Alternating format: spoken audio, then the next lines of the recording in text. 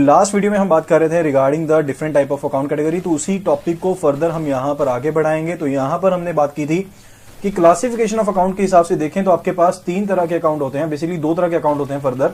जैसे कि आपके पास एक तो होते हैं पर्सनल अकाउंट, एंड ये दोनों जो अकाउंट है आपके ये आते हैं इम्पर्सनल अकाउंट की कैटेगरी में। फर्दर आपके जो इम्पर्सनल अकाउंट्स हैं ये आपके पास रहते हैं रियल अकाउंट की फॉर्म में एंड नॉमिनल अकाउंट की फॉर्म में। एंड यहां पर रियल अकाउंट के फर्दर आपके पास दो टाइप आ गए, tangible real and intangible real. And nominal की भी आपके पास दो टाइप्स रहती हैं। लाइकवाइज जो भी आपके इनकम्स हैं या फिर जो आपके एक्सपेंसेस हैं वो आपके पास ये दो टाइप्स यहां पर बन जाती हैं। ठीक है, तो यहां पर हम बात कर रहे थे रिगार्डिंग की आइडेंटिफिकेशन किस तरह से करनी है डिफरेंट अकाउंट्स के रिगार्डिंग। तो हमने बात की थी पर्सनल अकाउंट्स के रिगार्डिंग की रिप्रेजेंटेटिव पर्सनल अकाउंट्स में ज्यादातर कैंडिडेट्स को इशू रहता है कि रिप्रेजेंटेटिव जो आपके अकाउंट्स होते हैं, पर्सनल अकाउंट्स होते हैं, ये कौन से अकाउंट होते हैं, किस तरह से हमने इसको आइडेंटिफाई करना है। तो हमने यहां पर सिंपल सा लॉजिक समझा था कि जो एक पैसा अभी या तो पेएबल है यानी कि पे करने वाला है, या आपने एडवांस में पे कर दिया है। लाइकवाइज सैलरी अगर सैलरी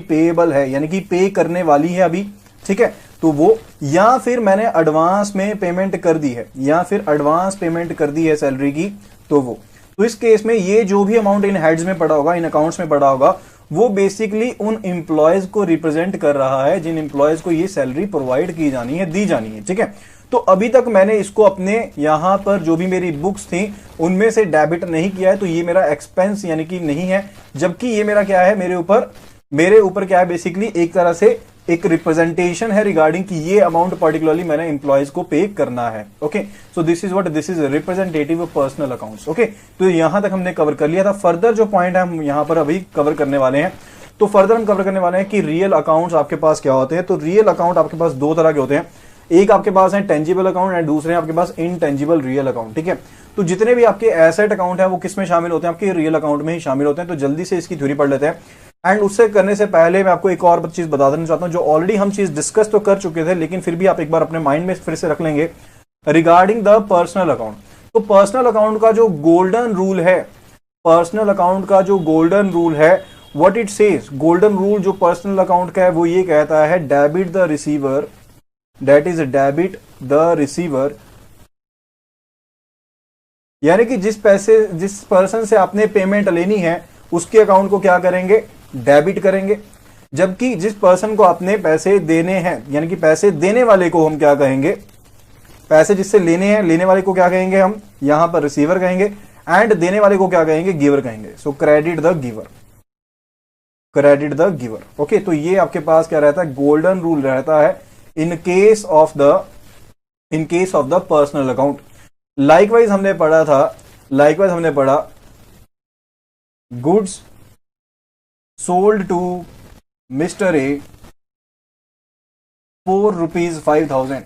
तो उसके केस में जर्नल एंट्री जल्दी से बता दीजिए क्या बनेगी, जर्नल एंट्री इस केस में क्या बनेगी। Goods sold to mister A ₹5,000। जल्दी से इसकी जर्नल एंट्री बता दीजिए। तो यहां पर आपके पास कैश नहीं बताया गया है, पर्सन का नेम है, यानी कि कहने का मतलब है ये जो पैसा, ये जो गुड्स बेची गई हैं ये क्रेडिट पर बेची गई हैं, यानी कि हमने यहां से पैसे लेने हैं, किससे, मिस्टर ए से पैसे लेने हैं। मोर ओवर अब हमने गुड्स बेची हैं तो हमारी क्या हुई है, सेल हुई है। सेल बेसिकली क्या है, फर्म के लिए इनकम है। तो सेल्स अकाउंट जो है वो क्रेडिट होगा, एंड जो मिस्टर ए का जो अकाउंट है दैट वुड बी डेबिटेड, उसे हम डेबिट करेंगे। ठीक है, तो ये लॉजिक रहेगा इसके पीछे। तो आप यहां पर देख लीजिए हमने किस लॉजिक के साथ किया, डेबिट द रिसीवर, जिससे हमने पैसे लेने हैं, ठीक है, उसके अकाउंट को हमने क्या किया, यहां पर डेबिट किया है। ठीक है, फर्दर जिस पर्सन को हमने पैसे देने होते हैं उसको हम क्या करते हैं, उसको हम क्रेडिट करते हैं। ठीक है, तो यहां पर लॉजिक हमें ये क्लियर हो जाता है गोल्डन रूल का। फर्दर जैसे जैसे एग्जांपल्स करते रहेंगे आपको और क्लैरिटी मिलती रहेगी। तो पर्सनल अकाउंट की थ्योरी हम पढ़ चुके हैं ऑलरेडी। तो फर्दर हम बढ़ते हैं यहां पर रियल अकाउंट्स की तरफ। तो रियल अकाउंट हमारे पास दो तरह के होते हैं, लाइकवाइज टेंजिबल रियल अकाउंट है या फिर आपके पास इनटेंजिबल रियल अकाउंट है। These are accounts of such things that are tangible, जिनको हम छू सकते हैं, फील कर सकते हैं। Likewise examples are land, building, furniture, cash etcetera. तो ये सभी क्या आपके पास टेंजिबल रियल अकाउंट है। जबकि आपके इनटेंजिबल रियल अकाउंट कौन से हैं, जिनको आप छू नहीं सकते, फील नहीं कर सकते, लेकिन हम उन्हें फिर भी मनी की टर्म्स में मेजर कर सकते हैं। यानी कि ऐसे अकाउंट्स जिनको आप छू तो नहीं सकते, फील नहीं कर सकते, लेकिन फिर भी उन्हें मनी की टर्म में हम क्या कर सकते हैं, मनी की टर्म में हम उन्हें क्या कर सकते हैं, यहां पर मेजर कर सकते हैं। That would be termed as intangible real accounts. जैसे कि हमारे पास जो गुडविल है, ट्रेडमार्क है, एंड फर्दर जो आपके पास पेटेंट है, राइट्स हैं, ये सभी किसमें आते हैं, आपके इनटेंजिबल अकाउंट्स में आते हैं, कैटेगरी रियल अकाउंट्स की कैटेगरी आते हैं। Okay, then it is regarding, जैसे हम जितनी भी ट्रांजैक्शंस कर रहे हैं उसमें कैश के हमने एग्जांपल ली, तो वो बेसिकली क्या है, रियल अकाउंट है। एंड रियल अकाउंट के लिए क्या रूल रहता है, golden rule, it says debit what comes in, debit what comes in and credit what goes out, and credit what goes out.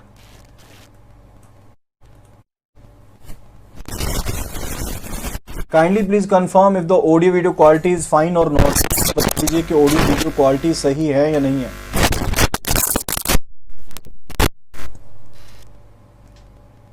Kindly please confirm कि audio video quality सही आ रही है कि नहीं आ रही है।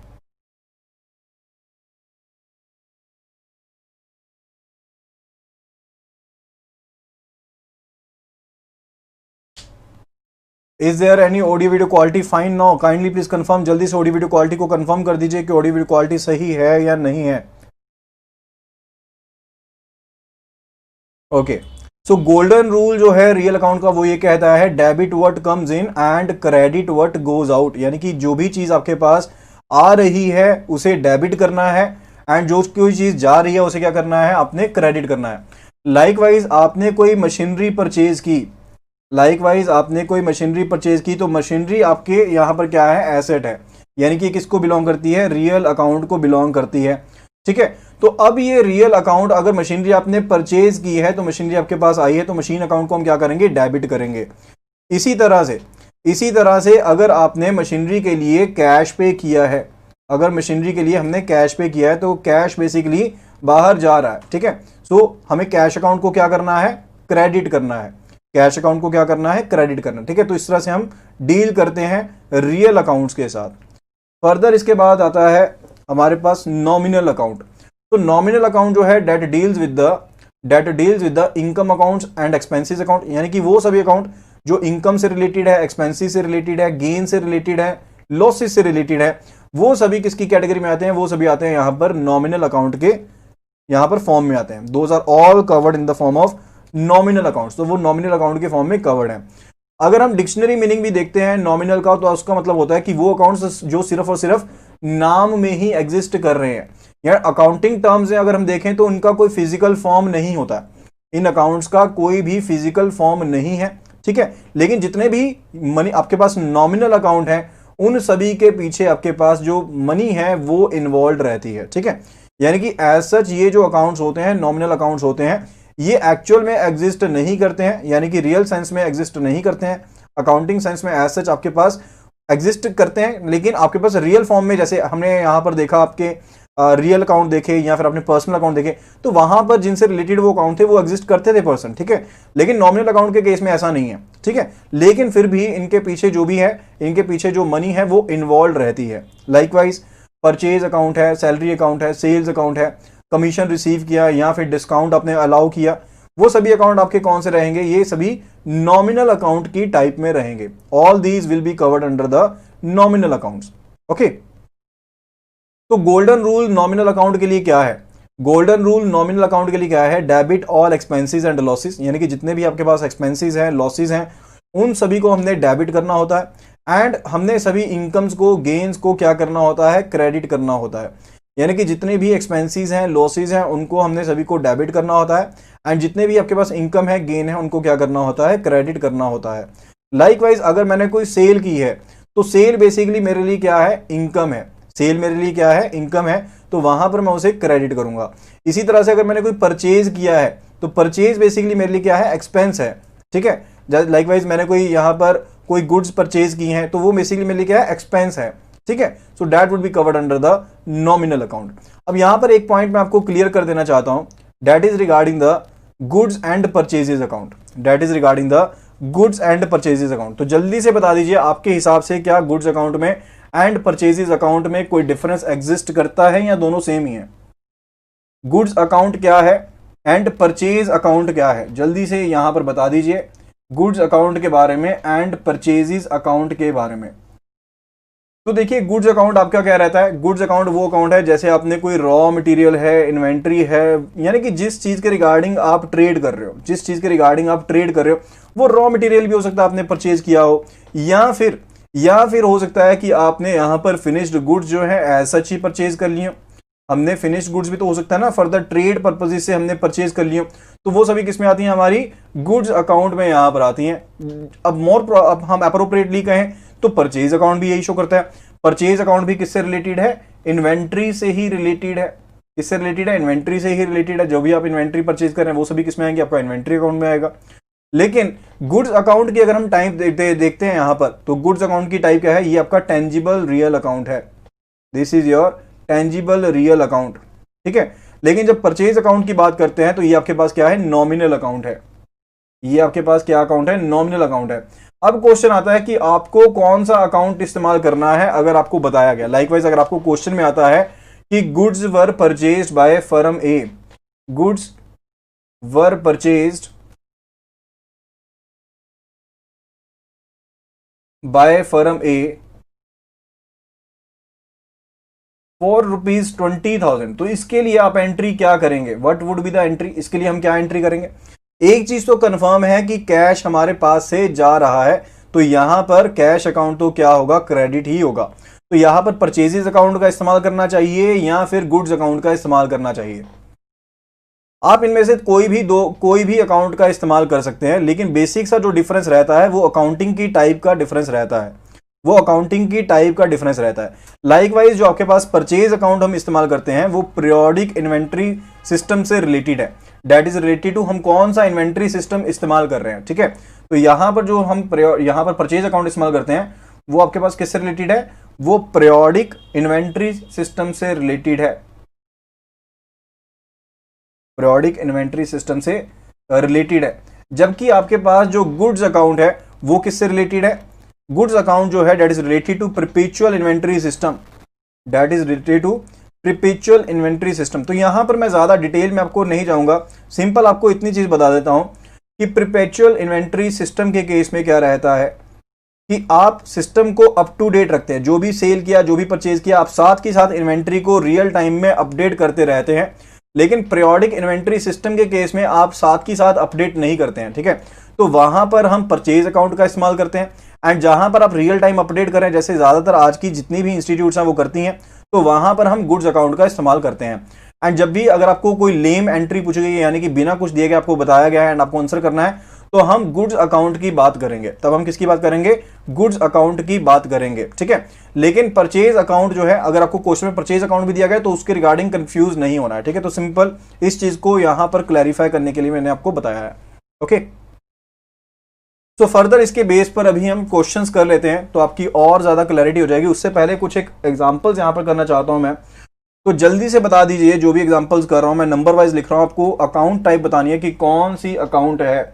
Likewise land and building, land and building का कौन सा अकाउंट टाइप है। इसके अलावा सैलरी पेड की अगर बात करूं तो सैलरी पेड कौन सा अकाउंट टाइप है। फर्दर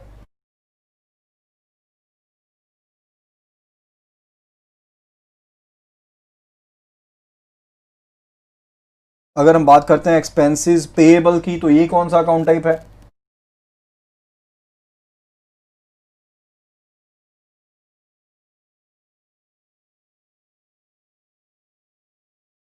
सैलरी रिसीव्ड कौन सा अकाउंट टाइप है।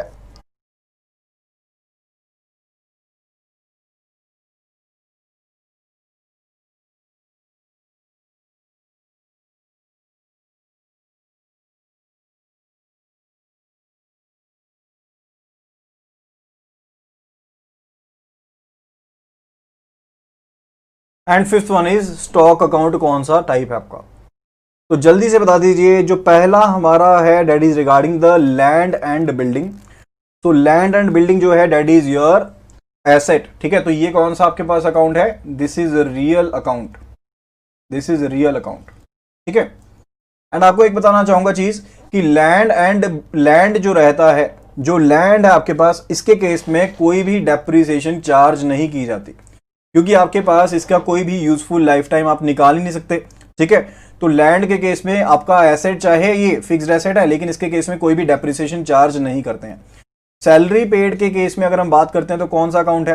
पेड मतलब पेड कर चुके हैं, पेड हो गई हुई है, ठीक है। तो यानी कि जो खर्चा करना था कर दिया हुआ है, एक्सपेंस से रिलेटेड है। तो कौन सा अकाउंट है हमारा ये? This is nominal account. कौन सा अकाउंट है ये? नॉमिनल अकाउंट के एग्जांपल है। Then it is expenses payable, यानी कि वो एक्सपेंसेस जो अभी पे करने हैं, जो अभी पे करने हैं। अब ये जो एक्सपेंसेस किसी को मैंने पे करने हैं, या तो किसी पर्सन को, आर्टिफिशियल पर्सन को, या फिर ग्रुप ऑफ पर्संस को रिप्रेजेंट करते होंगे जिनको पे करने हैं। तो ये बेसिकली कौन सा अकाउंट है मेरा? ये पर्सनल अकाउंट की टाइप है, ये पर्सनल अकाउंट की टाइप है। Then it is regarding salary received. अब सैलरी जो रिसीव की है मैंने, जो सैलरी रिसीव की है मैंने, यानी कि वो मैं रिसीव कर चुका हूं ऑलरेडी। जो सैलरी थी मैं ऑलरेडी रिसीव कर चुका हूं, तो कौन सा अकाउंट होगा? जो मैं सैलरी रिसीव कर चुका हूं ऑलरेडी, वो बेसिकली मेरी इनकम है। सो इनकम अकाउंट किससे रिलेटेड रहता है? नॉमिनल अकाउंट से रिलेटेड रहता है। Then it is regarding stock account. Stock account यानी कि गुड्स अकाउंट भी कह सकता हूं मैं। Stock inventory, stock account, inventory account, goods account. तो ये कौन सा अकाउंट है? Basically this is my asset. तो ये कौन सा अकाउंट है? रियल अकाउंट है। ये कौन सा अकाउंट है? रियल अकाउंट है। तो इससे जल्दी से मैच कर लीजिए कि आपने यहां पर कितने सही आंसर दिए हैं। जल्दी से अपने नंबर लिख दीजिए कि 5 में से आपके कितने मार्क्स आपने ऑब्टेन किए। जल्दी से यहां पर मेंशन कर दीजिए कि आउट ऑफ 5 आपने यहां पर कितने नंबर ऑब्टेन कर लिए हैं। मैं देखना चाहता हूं कि आपने कितने आंसर सही यहां पर किए हैं। तो अपनी पूरी ऑनेस्टी के साथ लिख दीजिए कि आपके कितने यहां पर आंसर जो थे वो बिल्कुल सही थे। Very good, very good. Most of you have got 5 out of 5, 4 या 5 के अराउंड है। तो वेरी गुड, इट मीन्स कि आपने अच्छी लर्निंग की है। जिनके मार्क्स कम भी हैं उनको भी यहां पर कोई भी दिक्कत वाली बात नहीं है। फर्दर अब जैसे जैसे हम क्वेश्चंस करेंगे आपको और क्लैरिटी होती रहेगी। ओके, अब इसके बाद हम क्वेश्चंस कवर कर लेते हैं। So it says question number 1, it says regarding firm X purchased goods from firm Y on cash basis. In this process which of the following statement is not correct. तो इस case में कौन सी यहां पर जो ऑप्शन है, statement है, that is not correct. Firm X ने परचेज की है, गुड्स को परचेज किया है फर्म वाई से कैश बेसिस पर। फर्म एक्स ने परचेज किया है गुड्स को फर्म वाई से कैश बेसिस पर। तो इसकी जर्नल एंट्री पहले बता दीजिए मुझे, उसके बाद बाकी चीजों को देखते हैं। पहले जल्दी से इसकी जर्नल एंट्री बता दीजिए। अब फर्म एक्स ने यहां पर परचेज किया फर्म वाई से, लेकिन साथ में कैश बेसिस लिख दिया, तो यहां पर क्रेडिट पर तो लिया नहीं है। एक चीज हमें क्लियर होगी है, यानी कि हमारा कैश अकाउंट तो यहां पर इन्वॉल्व हो गई होगा। एंड क्योंकि कैश गया है तो कैश क्या होगा? यहां पर क्रेडिट होगा, क्योंकि ये हमारा कौन सा अकाउंट है? ये हमारा रियल अकाउंट है। ये हमारे पास क्या है? रियल अकाउंट है। फर्दर फर्म एक्स ने यहां पर परचेज किया है गुड्स को। अब यहां पर आप गुड्स अकाउंट भी ले सकते हैं या फिर आप परचेजेस अकाउंट भी कंसीडर कर सकते हैं। दैट डिपेंड्स अपॉन कि क्वेश्चन में क्या लिखा गया है। ओके, तो यहां पर हम परचेजेस अकाउंट कर लेते हैं। तो परचेजेस अकाउंट को हम क्या करेंगे? परचेजेस अकाउंट को हम करेंगे डेबिट यहां पर, एंड यहां पर कैश अकाउंट को कर देंगे हम क्रेडिट। तो कैश अकाउंट हमारा क्या होगा? क्रेडिट हो जाएगा इक्विवेलेंट अमाउंट से। तो उसके हिसाब से हमने बता देना है कि कौन सी ऑप्शन सही है। तो कैश अकाउंट जो है आपके पास रियल टेंजिबल अकाउंट है, बिल्कुल सही है। ऑप्शन ए से स्टार्ट करते हैं। Purchases accounts is a nominal account. तो जो आपका परचेज अकाउंट है, क्या वो आपका नॉमिनल अकाउंट है? बिल्कुल, जो परचेजेस अकाउंट है मेरे पास, वो मेरे पास क्या है? क्या मेरा नॉमिनल अकाउंट है? बिल्कुल, वो मेरा नॉमिनल अकाउंट है, ठीक है। Then option B it says firm Y account is a personal account. अगर फर्म वाई का अकाउंट देखूं तो वो क्या पर्सनल अकाउंट होगा? बिल्कुल, चाहे यहां पर मुझे जर्नल में उसकी जरूरत नहीं पड़ी है, लेकिन अकाउंट टाइप के हिसाब से देखूं तो वो यहां पर क्या रहेगा? मेरा यहां पर पर्सनल अकाउंट। या ऑप्शन बी भी करेक्ट है। कैश अकाउंट भी मेरा रियल टेंजिबल अकाउंट है, वो भी करेक्ट है। So option D is the right answer over here. Option D जो होगी that would be the right answer here.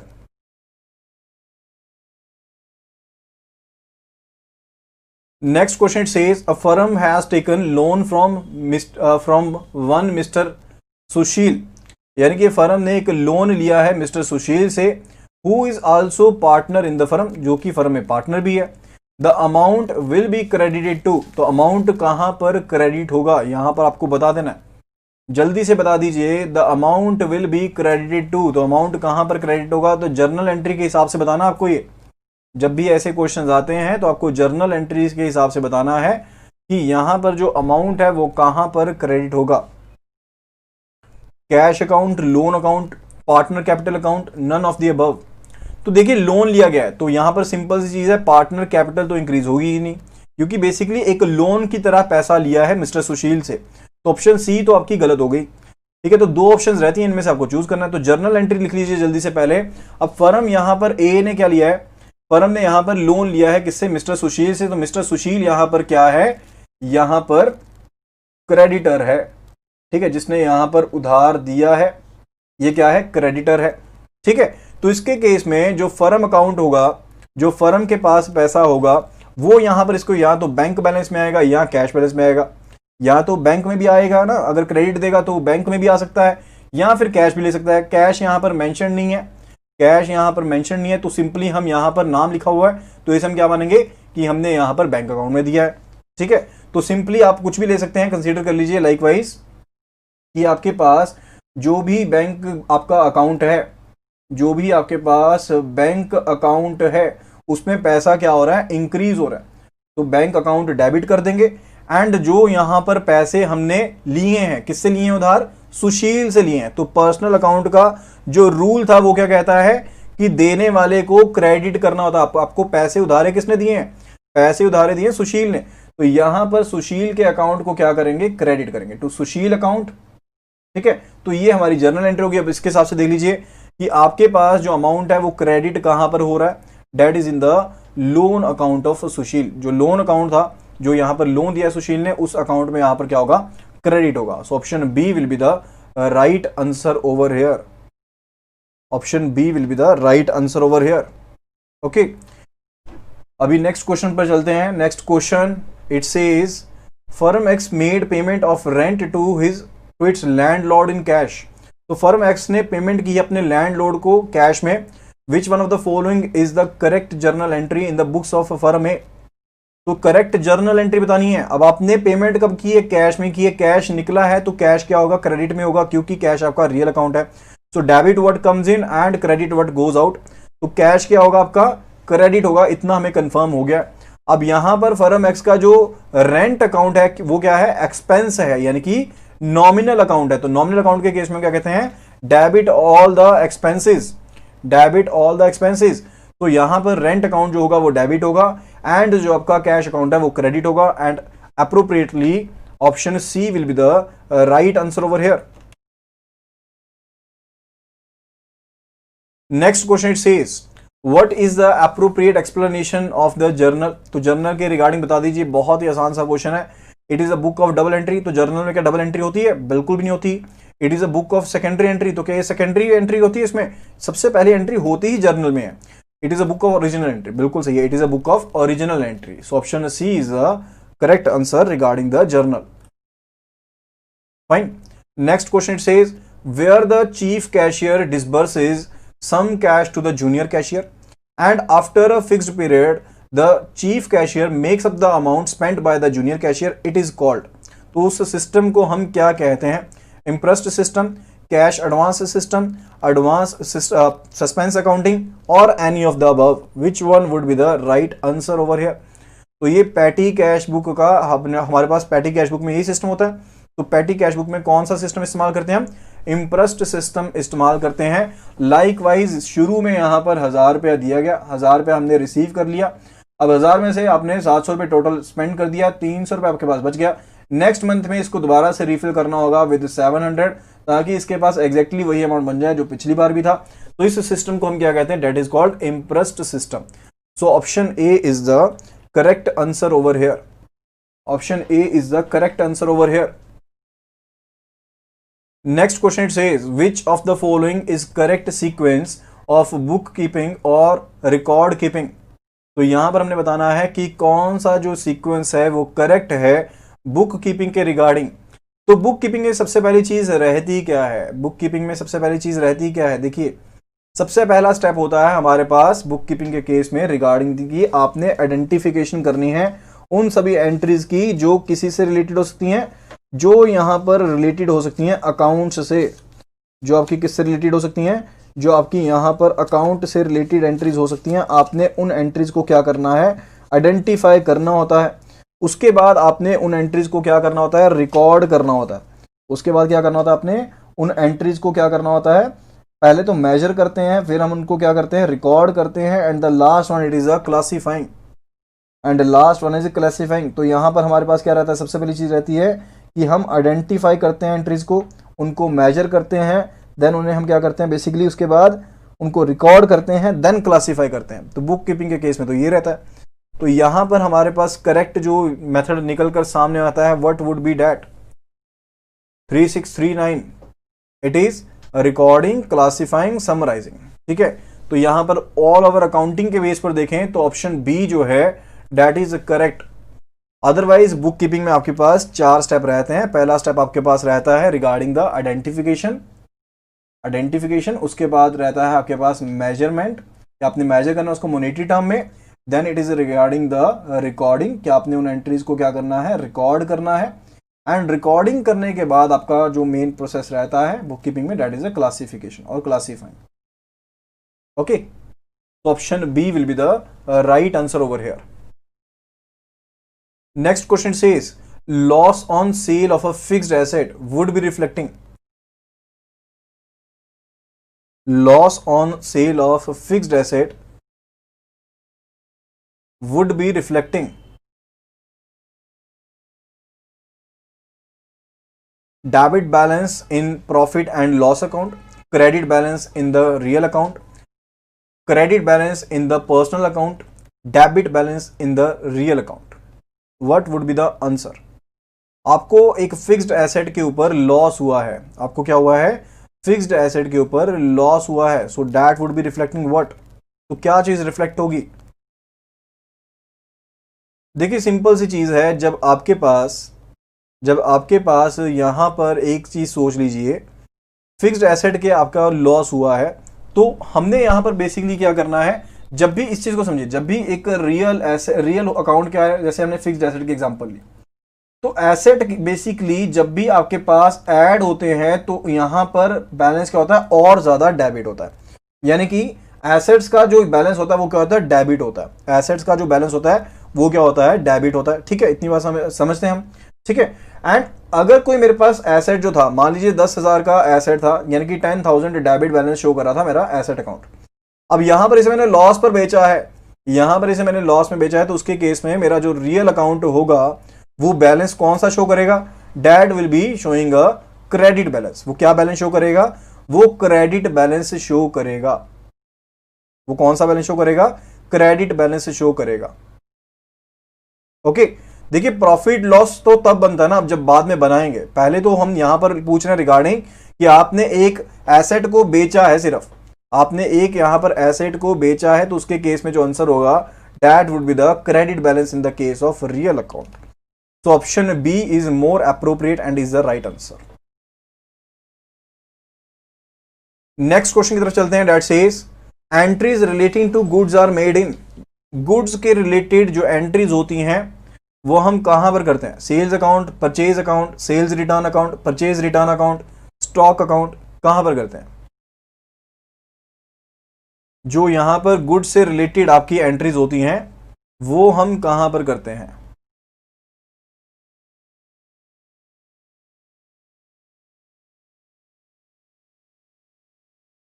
Sales account में करते हैं, बिल्कुल सेल्स अकाउंट में भी हम करते हैं entries. Then it is regarding purchase account में करते हैं क्या एंट्रीज, बिल्कुल परचेज अकाउंट में भी हम गुड्स के रिलेटेड एंट्री करते हैं, सेल्स रिटर्न में भी, परचेज रिटर्न में भी, एंड स्टॉक अकाउंट में भी। Stock account basically goods account same ही चीज है, ठीक है। सो पांचों ही ऑप्शन करेक्ट है। अब लेकिन यहां पर इस क्वेश्चन को ऐड करने का मेन मोटिव पता क्या था, रिगार्डिंग की हम डिफरेंस समझ पाए दो चीजों के बीच में। एक है आपके पास यहां पर सेल्स रिटर्न अकाउंट, दूसरा है आपके पास यहां पर परचेज रिटर्न अकाउंट, दूसरा है परचेज रिटर्न अकाउंट। अब दोनों में डिफरेंस समझिए। जब सेल्स रिटर्न की बात करते हैं, सेल्स रिटर्न की बात करते हैं, बेसिकली ये कौन सी रिटर्न है, ये कौन सी रिटर्न है, ये आपके पास से सामान वापस आ रहा है या आप वापस भेज रहे हैं, किसी को भेज रहे हैं। लाइकवाइज ए एंड बी दो पर्सन हैं, ए एंड बी दो पर्सन हैं। अब ए ने कुछ गुड्स जो है यहां पर बी को बेची हैं, ठीक है, यहां पर गुड्स इसके पास आ गई, यहां पर जी बना देते हैं। अब इन गुड्स को ये वापस करता है, तो ये बेसिकली इसके लिए क्या है, ये अपनी सेल्स रिटर्न में लिखेगा, क्योंकि इसने ऑलरेडी पहले इसकी सेल कर दी थी, उसके बाद ये रिटर्न हुई है, ठीक है, सेल्स कर दी थी, सेल्स यहां पर रिटर्न हुई है, तो ये कौन सा अकाउंट होगा, it will be sales return account, it will be sales return account. लेकिन यहां पर बी के पॉइंट ऑफ व्यू से देखें तो बी के लिए क्या है, इसने पहले गुड्स को परचेज किया था तो इसके परचेजेस में आई होंगी, इसने यहां पर गुड्स को पहले परचेज किया था तो परचेजिंग में आई होंगी। अब यहां पर बी ने क्या किया है, गुड्स को दोबारा से वापस कर दिया, तो ये बेसिकली कौन सा अकाउंट है, this is purchase return account. ये कौन से अकाउंट में आएगी, परचेज रिटर्न अकाउंट में आएगी, ठीक है। तो बी कौन से अकाउंट में लिखेगा, जो भी गुड्स वापस किए, परचेज रिटर्न अकाउंट में लिखेगा। एंड जिस वेंडर से परचेज की थी उसने, वो वेंडर यहां पर अपने सेल्स रिटर्न अकाउंट में लिखेगा। तो सेल्स रिटर्न जब हम अकाउंट की बात करते हैं, जब यहां पर हम सेल्स रिटर्न अकाउंट की बात करते हैं, तो यहां पर हम बात कर रहे हैं रिटर्न इनवर्ड के बारे में, यहां पर हम बात कर रहे हैं रिटर्न इनवर्ड के बारे में, रिटर्न इनवर्ड के बारे में। एंड यहां पर जो हमारे पास परचेज रिटर्न अकाउंट है, यहां पर हम बात कर रहे हैं रिटर्न आउटवर्ड के बारे में, यानी कि हमारे पास से जो सामान है वो वापस जा रहा है। सो it is what, it is return outward, it is return outward, जबकि जो सेल्स रिटर्न अकाउंट है दैट इज रिटर्न इनवर्ड। बिल्कुल, जो आपने सेल किया था सामान वो वापस आ गया, दैट इज सेल्स इनवर्ड, ठीक है ना। सो सेल्स रिटर्न अकाउंट है वो आपका, जो आपका रिटर्न इनवर्ड है that is sales return, okay. So option A is right answer over here. Next question it says,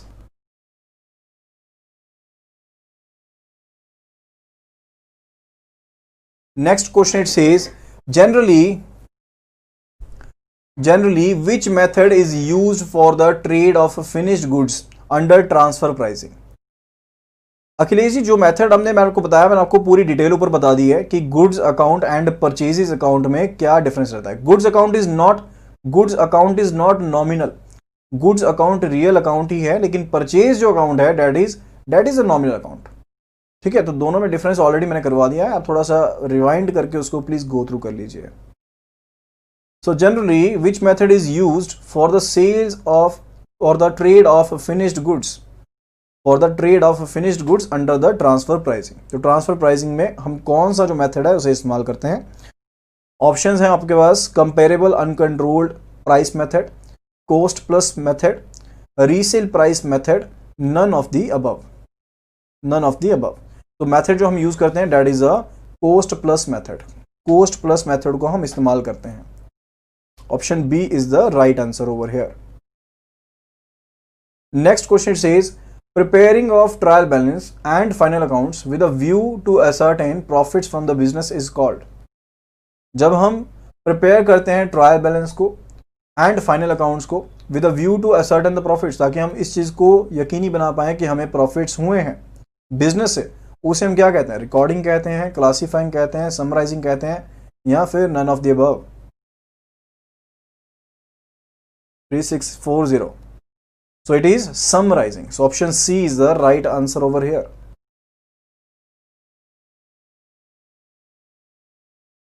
Next question says, the identification of the type of account in which of the following transaction is not required, is not correct। So identification जो है type of account की, वो कौन से case में सही नहीं है।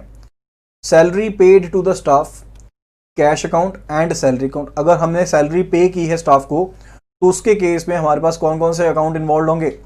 देखिए, आपके पास दो अकाउंट इन्वॉल्व होंगे, एक तो आपका सैलरी अकाउंट जहां से आपने पेमेंट किया, जो कि आपका नॉमिनल अकाउंट है, एक आपने यहां पर स्टाफ को पेमेंट की है, अब कैश में पेमेंट की होगी क्योंकि और कुछ मेंशन नहीं है, ठीक है। तो यहां पर क्या है, दो अकाउंट आपके इन्वॉल्व हैं, that is cash account and salary account. पहला ऑप्शन आपके पास करेक्ट हो गया। Option B it says, purchase of goods from firm. आपने फर्म से गुड्स को परचेज किया, ठीक है, आपने फर्म ए से गुड्स को परचेज किया, अब साथ में कुछ भी मेंशन नहीं है, तो हम इसे साथ में आपके पास एक पर्सन का नाम मेंशन्ड है, पर्सन यानी कि आर्टिफिशियल पर्सन का नाम मेंशन्ड आपके पास यहाँ पर फर्म ए का। तो एक क्रेडिट, ये क्या है, क्रेडिट परचेज है, यानी कि उधार के ऊपर सामान जो है वो परचेज किया गया है, ठीक है। तो ऑप्शन बी के जो आपके ऑप्शन हैं, that is goods account and firm A account, वो भी करेक्ट हो गया। Option C it says sale of old machinery in the cash to firm B. अगर आपने पुरानी जो मशीनरी है वो कैश में बेच दी फर्म बी को, तो उसके केस में आपके पास कौन कौन से अकाउंट इन्वॉल्व होंगे। आप अपनी कैश में बेची है तो एक तो आपके पास मशीनरी अकाउंट इन्वॉल्व होगा, दूसरा आपके पास कैश अकाउंट इन्वॉल्व होगा, बी का अकाउंट इन्वॉल्व नहीं होगा। तो यहां पर ये जो है इनकरेक्ट हो गया है। Option C is the right answer over here. Option D it says depreciation changed on a fixed asset. Depreciation आपने चेंज कर दी है फिक्स्ड एसेट के ऊपर, तो उसके केस में depreciation and fixed asset account जो आपके पास इन्वॉल्व होंगे। तो डेप्रिसिएशन अकाउंटिंग की अभी एंट्रीज फर्दर हम कवर करेंगे, ठीक है। तो वहां पर ये चीजें भी आपको साथ के साथ क्लियर होती रहेंगी, क्योंकि आई प्रॉमिस्ड यू कि जहां पर हम एंट्रीज की बात करेंगे वहां पर हम इन्हें भी कवर करेंगे, ठीक है। तो फाइनल अकाउंट्स के दौरान इन्हें भी हम कवर कर लेंगे। Next question says which of the following is book of chronological record. तो क्रोनोलॉजिकल रिकॉर्ड कहां पर रहता है, कैश बुक में, जर्नल में, लेजर में, नन ऑफ द अबव। तो सिंपल सा आंसर है यहां पर कि आपके पास जो क्रोनोलॉजिकल रिकॉर्ड रहता है that is in the case of the journal, that is in the case of journal. तो जर्नल के केस में जैसे जैसे आपके पास रिकॉर्ड्स आते रहते हैं, एंट्रीज आती रहती हैं, वैसे वैसे आप एंट्रीज को रिकॉर्ड करते रहते हैं। तो option B is the right answer over here. Next question says the process of equalising the two sides of the account by putting the difference on the side where the amount is short is called balancing, journalising, posting, summarising. तो हमने पढ़ा था कि laser के case में आपके पास दो ही चीजें रहती हैं जो आपने करनी होती हैं, one is a posting, other is a balancing. तो बैलेंसिंग करनी होती है एंड पोस्टिंग करनी होती है किसके केस में, लेजर के केस में। So balancing is the right answer over here. Journalising हम किसे कहते हैं, जब हम जर्नल में एंट्रीज को लिखते हैं, रिकॉर्ड करते हैं, उसे हम जर्नलाइजिंग कहते हैं। समराइजिंग क्या होता है, जैसे आपने ट्रायल बैलेंस बनाएंगे जब आप लेजर से, that is summarising, that is summarising, ठीक है, क्योंकि आप सभी के जो फाइनल बैलेंसेस हैं उन्हें लिख देते हैं।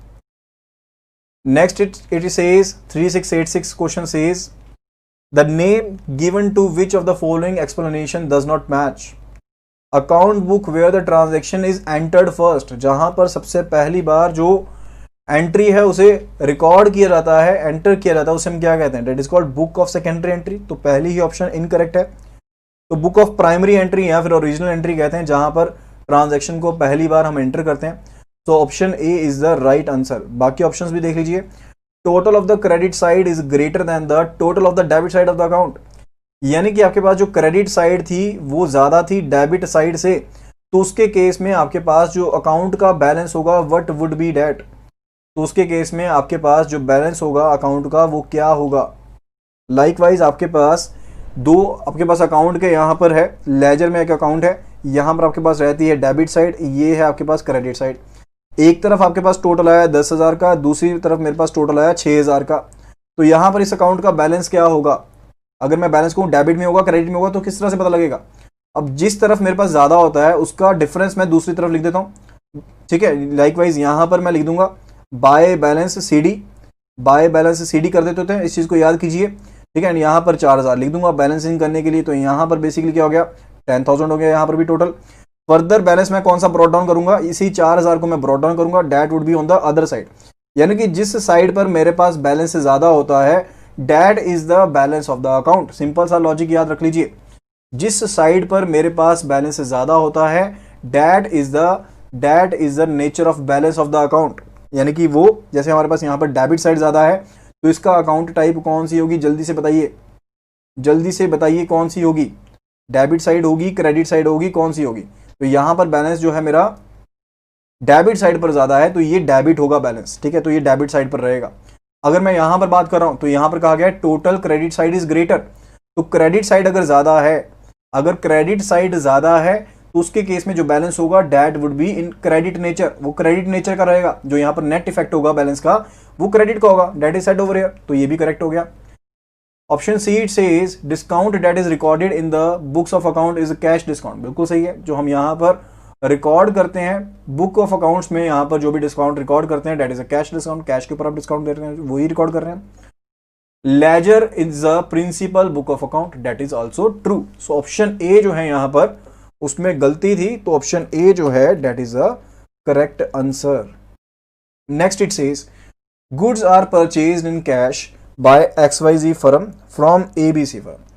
तो गुड्स यहां पर परचेज की गई हैं कैश में XYZ फर्म के द्वारा ABC फर्म से।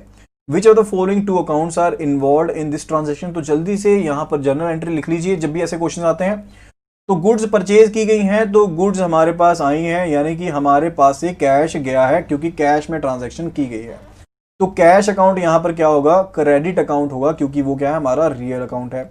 अब उसके बाद गुड्स आपके पास क्या है, यहां पर अपने यहां पर देखिए क्वेश्चन की टाइप को देखिए, तो यहां पर गुड्स अकाउंट इन्वॉल्व है, तो उसको इन्वॉल्व कर लीजिए। गुड्स अकाउंट क्या है हमारे पास, रियल अकाउंट होता है। गुड्स अकाउंट आपके पास क्या होता है, रियल अकाउंट होता है।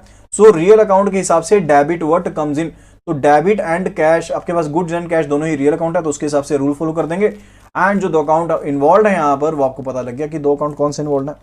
तो accordingly option C is the right answer over here. तो इस तरह के क्वेश्चंस देखने को आपको लगते हैं बट बहुत ही आसान रहते हैं, तो उसमें कोई भी दिक्कत नहीं रहनी चाहिए। Then it says the process of recording transaction in ledger is called. जिस प्रोसेस के साथ हम ट्रांजैक्शंस को लेजर में रिकॉर्ड करते हैं, that are called posting, that are called posting. So बहुत ही एक सिंपल सा क्वेश्चन आ गया ये, that is called posting, option C is the answer है, तो इस पर ज्यादा समय नहीं बताएंगे। Next it says which of the following is not a correct statement. तो कौन सी ऑप्शन करेक्ट नहीं है, इसके बारे में बता देना आपको। All expenses are recorded on the credit side of the cash book. जो भी आपके एक्सपेंसेस होते हैं, क्या उनको हम क्रेडिट साइड पर लिखते हैं। तो यहां पर नॉमिनल अकाउंट का रूल क्या रख लीजिए, डेबिट व्हाट, डेबिट किसे हम करते हैं, डेबिट ऑल द, डेबिट हम किसे करते हैं, तो हमने ये बताना है कि कौन सी ऑप्शन यहां पर करेक्ट नहीं है। तो यहां पर कहा गया है कि जितने भी आपके एक्सपेंसेस हैं उनको हमने क्या करना होता है, यहां पर क्रेडिट साइड पर लिखना होता है। इज इट ट्रू और फॉल्स, इट इज ट्रू, ठीक है। Then it says all receipts are recorded on the debit side. तो जो भी रिसिप्ट होती है आपके पास, उसे हम क्या कहते हैं, डेबिट साइड पर लिखते हैं। जो भी आपके पास कैश बुक में देखिए आपके पास दो साइड रहती हैं, एक आपके पास रहती है रिसिप्ट साइड, यानी कि इधर वाली साइड रिसिप्ट होती है, इधर वाली साइड आपकी पेमेंट से रिलेटेड होती है। अब ये बेसिकली आपकी डेबिट से रिलेटेड है, ये आपकी क्रेडिट से रिलेटेड है, ठीक है। तो इस तरह से सोचिए, क्योंकि कैश बुक जो है फर्दर बहुत ज्यादा इंपॉर्टेंट है, तो उसको एक बार आप रिवाइज कर लीजिए, नेक्स्ट क्लास में आपको काफी ज्यादा हेल्प करेगी वो। Okay, next it says cash column of the cash book can never have a debit balance. तो क्या कैश कॉलम जो है कैश बुक में, उसका डेबिट बैलेंस नहीं हो सकता, बल्कि कैश बुक में तो ऑलरेडी आपके पास डेबिट क्रेडिट दोनों ही होते हैं, ठीक है। तो यहां पर दोनों ही आपके बैलेंसेस जो हैं एग्जिस्ट करते हैं उसमें, कैश बुक के केस में, तो ठीक है। तो डेबिट बैलेंस भी हो सकता है प्लस आपका क्रेडिट बैलेंस भी हो सकता है। तो ऑप्शन सी जो है यहां पर वो इनकरेक्ट है, so option C will be the answer over here.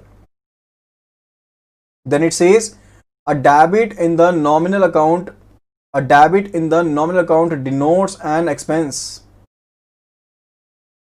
Option D it says a debit in the nominal account denotes an expense, that is also true. Next it says the explanation given to which of the following is not correct। तो कौन से case में जो explanation है वो सही नहीं है। जल्दी से यहां पर क्वेश्चन को देखेंगे, question 3683, when total of the debit side is greater than the total of the credit side। जब आपके पास डेबिट साइड जो है वो आपकी ज्यादा है क्रेडिट साइड से, तो बैलेंस क्या होगा, डेबिट में होगा। बैलेंस क्या होगा, डेबिट में हो गया। तो ये हमारे पास ऑप्शन ए जो है वो करेक्ट है। Option B says when total of credit side is equal to that of the debit side, तो हमारे पास बैलेंस क्या होगा, जीरो बैलेंस होगा अकाउंट का, that is also true. Option C says the account book where the cash transactions are recorded first is journal, is it true और false, no it's not true, क्योंकि जो आपके पास cash book, cash आप record करते हैं, cash transactions record करते हैं, वो आप कैश बुक में रिकॉर्ड करते हैं। वो कहां रिकॉर्ड करते हैं, वो कैश बुक में रिकॉर्ड करते हैं। वो हम कहां रिकॉर्ड करते हैं, कैश बुक में रिकॉर्ड करते हैं। ऑप्शन डी यहां पर क्या कह रहा है, account books where the accounts where the records of nominal accounts are maintained. Account books where the records of nominal account are maintain. तो नॉमिनल अकाउंट तो आपके कहां पर मेंटेन होते हैं, नॉमिनल अकाउंट आपके मेंटेन होते हैं इन केस ऑफ, कहां पर रिकॉर्ड होते हैं नॉमिनल अकाउंट, लेजर में ही रिकॉर्ड करते हैं। नॉमिनल जो अकाउंट है आपके वो कहां पर आप रिकॉर्ड करते हैं, वो आप लेजर में ही रिकॉर्ड करते हैं ना अकाउंट, वहां पर तो बैलेंस लेकर जाते हैं प्रॉफिट लॉस में, तो रिकॉर्ड कहां पर करते हैं, रिकॉर्ड तो उन्हें लेजर में ही करते हैं, ठीक है। So option C is the right answer over here, क्योंकि जो कैश रिलेटेड ट्रांजैक्शन है वो अब कैश बुक में लिखते हैं। Okay, so option C is the right answer over here. Next it says the credit balance in the capital account is, जो credit balance है अगर कैपिटल अकाउंट में, वो किस चीज को शो करता है?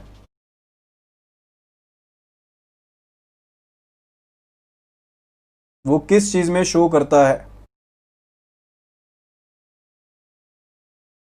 बिल्कुल, नॉमिनल अकाउंट जो है वो लेजर में ही रिकॉर्ड करते हैं। लाइकवाइज आप परचेजेस अकाउंट है, सेल्स अकाउंट है, उनको कर रहे हैं, बेसिकली है तो वो लेजर्स ही।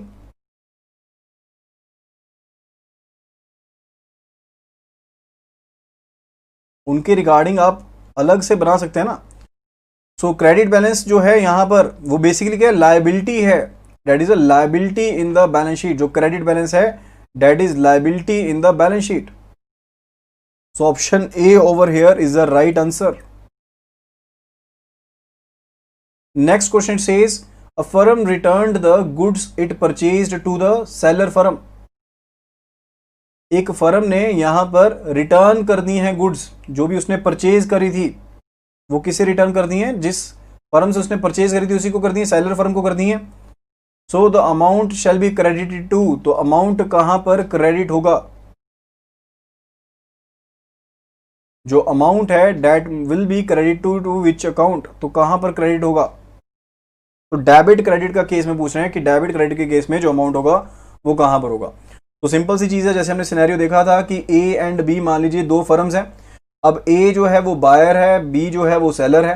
तो यहां पर इसने कुछ गुड्स यहां पर पहले इसको दी थी, बेची थी, एंड इसने अब गुड्स को क्या कर दिया है? वापस कर दिया। यानी कि इसके लिए बात कर रहे हैं कि इसका जो अमाउंट है कौन से अकाउंट रिलेट होंगे। पहली चीज तो ये है कि यहां पर आपने जो भी आपके पास गुड्स परचेजेस थी उनको आपने क्या किया है? उनको आपने बेसिकली रिटर्न किया है। सो purchase return account will be credited. कौन सा अकाउंट यहां पर आपका होगा? परचेज रिटर्न अकाउंट जो है वो यहां पर इफेक्ट होगा, वो क्रेडिट होगा। So option D is the right answer over here. तो फ्रेंड्स, इसके साथ ही आज की इस क्लास को हम कर देंगे खत्म। तो यहां पर हम एक थोड़ा सा रिवाइंड लेते हैं रिगार्डिंग कि हमने पढ़ा था कैश बुक के बारे में। हमने पढ़ा था कैश बुक के बारे में। तो एक कैश बुक हमने पढ़ी थी जिसमें सिंगल कॉलम था, एंड उसके बाद हमने double column and 3 column cash book के बारे में देखा था, जहां पर आपके पास 2 कॉलम थे या फिर 3 कॉलम थे। 2 कॉलम के केस में आपके पास एक जो कैश का अकाउंट था वो तो होता ही था, साथ में डिस्काउंट का या फिर बैंक अकाउंट हो सकता था। जो आपके पास 3 कॉलम थी उसमें आपके पास तीनों ही कॉलम शामिल थे, डिस्काउंट का भी शामिल था, साथ ही साथ आपके पास कैश का कॉलम भी शामिल था, फर्दर आपके पास बैंक का कॉलम भी शामिल था। ठीक है, फॉर द BRS यानी कि बैंक रिकंसाइलेशन स्टेटमेंट के पर्पज से जब भी मैं कैश बुक का नाम लूंगा तो मैं यहां पर किसकी बात कर रहा हूं? कैश बुक में जो बैंक वाला कॉलम है, बैंक वाला पार्ट है, सिर्फ और सिर्फ उस पार्ट की बात कर रहा हूं जब हम बात कर रहे हैं रिगार्डिंग द BRS यानी कि बैंक रिकंसाइलेशन स्टेटमेंट के बारे में बात कर रहे हैं। And further the thing is कि बैंक रिकंसिलिएशन स्टेटमेंट की हमें जरूरत पड़ती क्या है एंड ये होती क्या है। तो बैंक रिकंसिलिएशन स्टेटमेंट का पहले मैं आपको मतलब बता देता हूं, मीनिंग बता देता हूं कि ये वो एक स्टेटमेंट है जिसकी मदद से कोई एक फर्म, कोई एक पार्टी, कोई एक इंडिविजुअल वो अपनी कैश बुक को मैच करता है किसके साथ? पासबुक के साथ। अब देखिए कैश बुक में, जब मैंने आप कैश बुक पर बात की तो कैश बुक के बैंक कॉलम की बात कर रहा हूं। कौन से? बैंक कॉलम की बात कर रहा हूं, यानी कि कैश बुक के बैंक कॉलम को मैंने मैच करना है किसके साथ?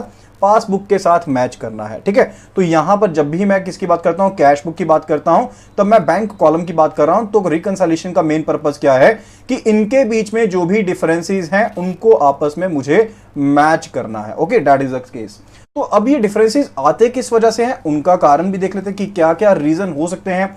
अब लाइकवाइज मान लीजिए यहां पर है पर्सन ए जिनकी फर्म का अकाउंट चल रहा है, तो ये अपने पास कैश बुक को मेंटेन कर रहे हैं, ये अपने पास कैश बुक को मेंटेन कर रहे हैं एंड इनका अकाउंट जो है वो यहां पर मेंटेन्ड है XYZ बैंक में। ठीक है, तो यहां पर इन्होंने अब एक चेक इशू किया। अब इन्होंने पेमेंट करनी थी पर्सन बी को, तो पर्सन बी को इन्होंने एक चेक इशू कर दिया। ठीक है, जब भी हम किसी पर्सन को या किसी फर्म को हम पेमेंट करते हैं, रिगार्डिंग चेक के थ्रू पेमेंट करते हैं, तो कैश बुक में तो भैया साथ के साथ लिख लेंगे ना। लाइकवाइज मैंने इसको अगर 5,000 पे दे रहे थे तो 5,000 मैंने साथ के साथ यहां पर क्या कर दिया, कैश बुक में मेरे पास दो साइड होती हैं, एक डेबिट साइड है, एक क्रेडिट साइड है। डेबिट साइड मेरी बताती है कि मेरे पास क्या क्या चीजें रिसिप्ट हुई हैं उनके बारे में, एंड क्रेडिट साइड बताती है मुझे पेमेंट के बारे में। अब इस तरह से सोचूं तो यहां पर मेरा बैंक बैलेंस है वो मेरा क्या है, bank balance is my asset. जो बैंक बैलेंस है वो क्या है, मेरा एक एसेट है।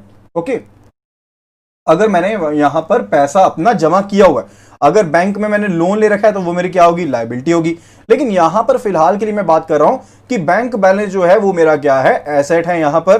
तो यहां पर वो डेबिट साइड पर जब इंक्रीज होगा तो इसका मतलब है मेरा एसेट जो है वो यहां पर इंक्रीज होगा। ठीक है, कहने का मतलब है जब यहां पर मैं डेबिट साइड पर ऐड करता हूं तो मेरा एसेट जो है वो इंक्रीज हो रहा है। लाइकवाइज मान लीजिए मेरे पास पहले बैंक बैलेंस था बैंक में 50,000 रुपीज, मैंने 10,000 पे और जमा करवा दिया। तो जमा करवाने के लिए मैं डेबिट साइड पर उसे लिखता था ताकि मेरा जो एसेट है वो इंक्रीज हो जाए। अब लेकिन यहां पर मैंने क्या किया, 5,000 की एक पेमेंट कर दी है, बी को इशू कर दिया है चेक। ठीक है, तो उसके लिए यहां पर 5,000 जो है वो मुझे क्रेडिट साइड पर लिखना होगा। Is it clear? वो मुझे क्या करना होगा, क्रेडिट साइड पर लिखना होगा, क्योंकि बैंक जो है, बैंक बैलेंस जो है वो क्या है, मेरा एक रियल अकाउंट है। अब रियल अकाउंट है so debit what goes out and credit what goes debit what comes in and credit what goes out. ठीक है, तो यहां पर जो बैलेंस है वो क्या है, बाहर जा रहा है, तो उसे मैं क्या करूंगा, यहां पर क्रेडिट कर दूंगा। ठीक है, तो इतनी चीज समझ में आ गई, इतनी चीज हमें समझ में आ गई यहां पर कि डेबिट क्रेडिट का क्या हिसाब है, ये हमारा एसेट है। एंड फर्दर जब पेमेंट की जाती है तो कैश बुक में वो एंट्री साथ की साथ आप रिफ्लेक्ट कर देते हैं। लेकिन क्या जब मैंने यहां पर पर्सन बी को चेक दिया, क्या मैंने जब यहां पर पर्सन बी को चेक दिया तो क्या साथ की साथ मेरे बैंक अकाउंट से भी पैसा डिडक्ट हो गया होगा? कहने की मतलब है मेरा अगर अकाउंट में बैलेंस यहां पर 50,000 है, 50,000 यहां पर बैलेंस है, तो क्या जब मैंने यहां पर इसको चेक इशू किया, मैंने अपनी कैश बुक में तो तब की तब ही एंट्री कर दी, लेकिन क्या मेरा साथ की साथ यहां पर बैलेंस कम हो जाएगा? नहीं, यहां पर साथ की साथ बैलेंस नहीं होगा, क्योंकि जब तक ये पर्सन बी इस बैंक में प्रेजेंट नहीं करेगा या फिर क्लियरिंग में प्रेजेंट नहीं करेगा तब तक ये चेक क्लियर नहीं होगा। यानी कि अब कैश बुक में एंड यहां पर डिफरेंस आ गया किसमें, मेरी पासबुक में। तो पासबुक का मतलब मैं क्या कह रहा हूं, जो अकाउंट स्टेटमेंट मेरे को मिलती है या फिर जो पासबुक मुझे मिलती है मैं उसके बारे में बात कर रहा हूं। तो पासबुक में मेरे पास जो एंट्रीज हैं वो साथ की साथ रिफ्लेक्ट नहीं करेंगी। ठीक है, ये चीज मैं इंटरनेट बैंकिंग के थ्रू भी चेक कर सकता हूं, और वैसे भी मुझे क्लियर है कि साथ के साथ यहां पर एंट्रीज रिफ्लेक्ट नहीं करेंगी। अब दूसरा केस क्या हो सकता है, रिगार्डिंग ये तो था कि आपने एक चेक इशू किया है। अब दूसरा केस क्या हो सकता है कि पर्सन ए को एक चेक मिला, लेट अस से पर्सन सी से इसने पेमेंट लेनी थी एंड पर्सन सी से इसको चेक मिल गया। अब यहां पर ये चेक मिला, 10,000 का चेक मिला, तो बेसिकली इसके पास अब पैसा जो है इसके बैंक अकाउंट में क्या होगा, इंक्रीज होगा। अब पैसा इसके बैंक अकाउंट में इंक्रीज होगा, यानी कि इसका एसेट जो है वो इंक्रीज हो रहा है, यानी कि डेबिट साइड यहां पर रिसिप्ट की जब हम बात करते हैं तो वो साइड यहां पर क्या होगी, और ज्यादा इंक्रीज होगी। तो 10,000 इसने साथ की साथ अपनी कैश बुक में यहां पर लिख लिया कि मेरे पास 10,000 रुपया और यहां पर आ गया। लेकिन जब ये अपने बैंक में ये चेक जमा करवाएगा, लेट अस से कि यहां पर XYZ बैंक में ही इसने अपना ये चेक जो था ये जमा करवा दिया, तो क्या साथ की साथ इसके अकाउंट में वो पैसा जो है आ जाएगा? नहीं आएगा, क्योंकि इसको चेक को क्लियर होने में, कलेक्शन में कुछ एक समय जो है वो लग सकता है, कुछ एक समय क्या है वो लग सकता है। तो साथ की साथ ये इसके अकाउंट में यहां पर शो नहीं करेगा, रिफ्लेक्ट नहीं करेगा। सो मेन मेरा कहने का मकसद है कि ऐसी एंट्रीज होती हैं जिसकी वजह से आपके पासबुक के बीच में एंड आपके बैंक बैलेंस के बीच में डिफरेंस एग्जिस्ट कर सकता है। ठीक है, अब आपके लिए ये मैनेज करना जरूरी रहता है कि आप इस चीज का पता लगा पाए कि ये डिफरेंस किन किन एंट्रीज की वजह से है। सो सिंपल सी चीज है, बैंकर रिकंसाइलेशन जो स्टेटमेंट है ये ऐसी एक स्टेटमेंट है जिसके थ्रू हम कैश बुक का मिलान करते हैं, किसके साथ, पासबुक के साथ, या फिर बैंक की अकाउंट स्टेटमेंट के साथ हम मिलान करते हैं, ताकि इनमें कोई भी डिस्क्रिपेंसी जो है, कमी पेशी जो है वो यहां पर ना रहे।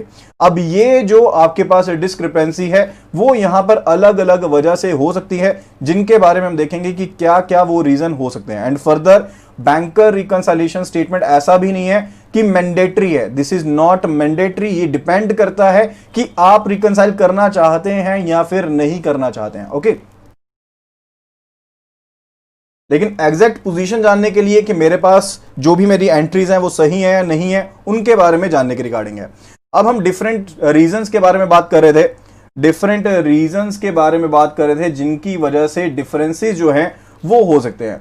दो रीजन मैंने आपको बता दिए।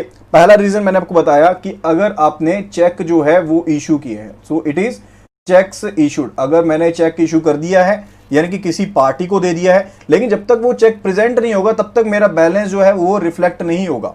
ठीक है, तो पहला रीजन क्या है, मैंने चेक किसी पार्टी को इशू कर दिया, लेकिन वो पार्टी जब तक उस चेक को बैंक में लेकर नहीं जाएगी तब तक मेरे अकाउंट से पैसा जो है वो डिडक्ट नहीं होगा, जबकि कैश बुक से मैं ऑलरेडी उस पैसे को डिडक्ट कर चुका हूं। ठीक है, and second it is regarding, और क्या रीजन हो सकता है, second it is regarding cheque और अदर इंस्ट्रूमेंट डिपॉजिटेड, यानी कि चेक और other instrument sent for collection, sent for collection, आपने कलेक्शन के लिए भेज दिया, अभी वो चेक कलेक्ट होगा, उसके बाद आपके बैंक बैलेंस में शो करेगा, लेकिन आपने अपनी कैश बुक में उस एंट्री को साथ की साथ लिख लिया। This could be the thing.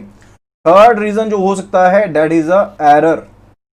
Error, अब एरर जो है वो दोनों साइड पर हो सकता है कि कैश बुक में आपने 10,000 की एंट्री करनी थी लेकिन आपने एंट्री कर दी 1,000 की। ठीक है, तो वो एरर भी हो सकता है, या फिर बैंक साइड पर एरर भी हो सकता है ना, बैंक साइड पर भी एरर हो सकता है कि वहां पर बैंक ने किसी और पर्सन के अकाउंट में क्रेडिट दे दिया हो, या फिर जो चेक डेबिट करना था किसी और पर्सन के अकाउंट से डेबिट कर दिया हो, या फिर जो यहां पर आपका कैश बुक है वहां पर आप उस एंट्री को रिकॉर्ड करना ही भूल गए हो। तो ऐसे एरर्स हो सकते हैं। सो एरर्स कोई भी टाइप के हो वो भी इसमें कवर हो जाते हैं, जिनको रिकंसाइल करना जरूरी बन जाता है। ठीक है, then the fourth thing it is regarding the direct credits. Direct credit कौन से हो सकते हैं, अगर आपका सेविंग बैंक अकाउंट है तो आपको इंटरेस्ट मिल रहा है, तो क्या आपको पूछकर इंटरेस्ट दे रहा है बैंक, नहीं दे रहा, यानी कि आपने अपने कैश बुक में एंट्री नहीं करी लेकिन बैंक ने तो इंटरेस्ट आपको दे दिया ना। ठीक है, बैंक ने तो आपको इंटरेस्ट जो था वो क्रेडिट कर दिया, तो उसकी वजह से भी डिफरेंसेस आ जाएंगे। इसी तरह से अगर कोई और आपको यहां पर मान लीजिए डिविडेंड मिलता है, आपको कोई डिविडेंड मिलता है तो वो डिविडेंड आपको पे हो गया, आपकी कोई एफडीआर थी उसका आपको इंटरेस्ट मिल रहा है वो इसमें पे हो गया। तो different type of direct credit entries, different type of direct credit entries यहां पर हो सकती हैं जिनकी वजह से आपका बैलेंस जो है वो मिसमैच हो सकता है। Fifth it is regarding the direct debits.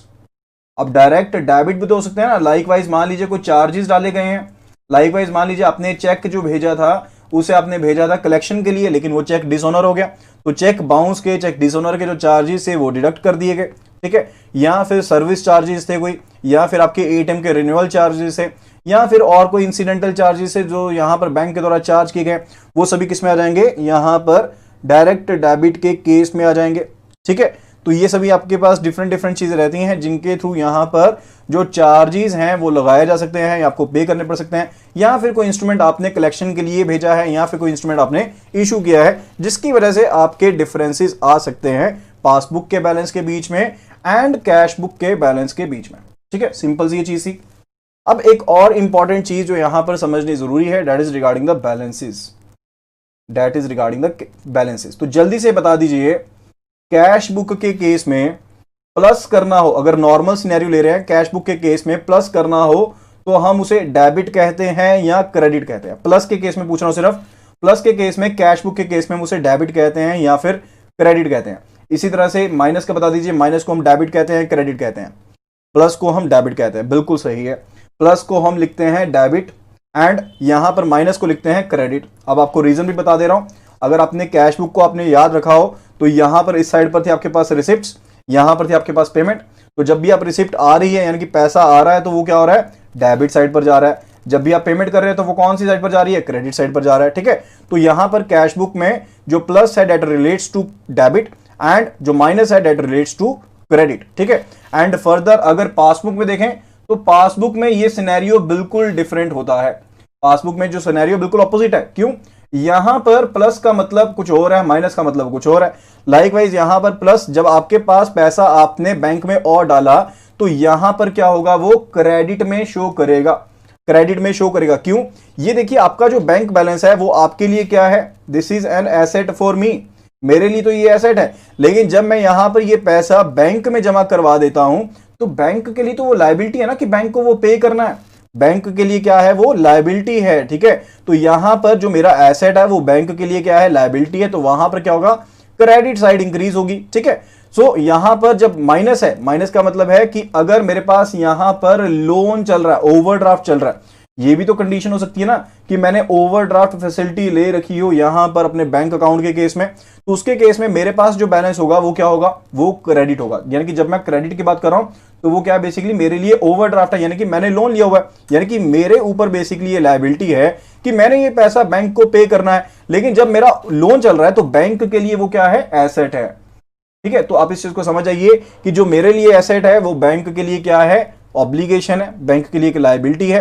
And जब मेरे लिए एक लोन है, ओवरड्राफ्ट है, तो बैंक के लिए क्या है, वो एक एसेट है। ओके, सो ऑपोजिट केस रहता है साइंस के रिगार्डिंग।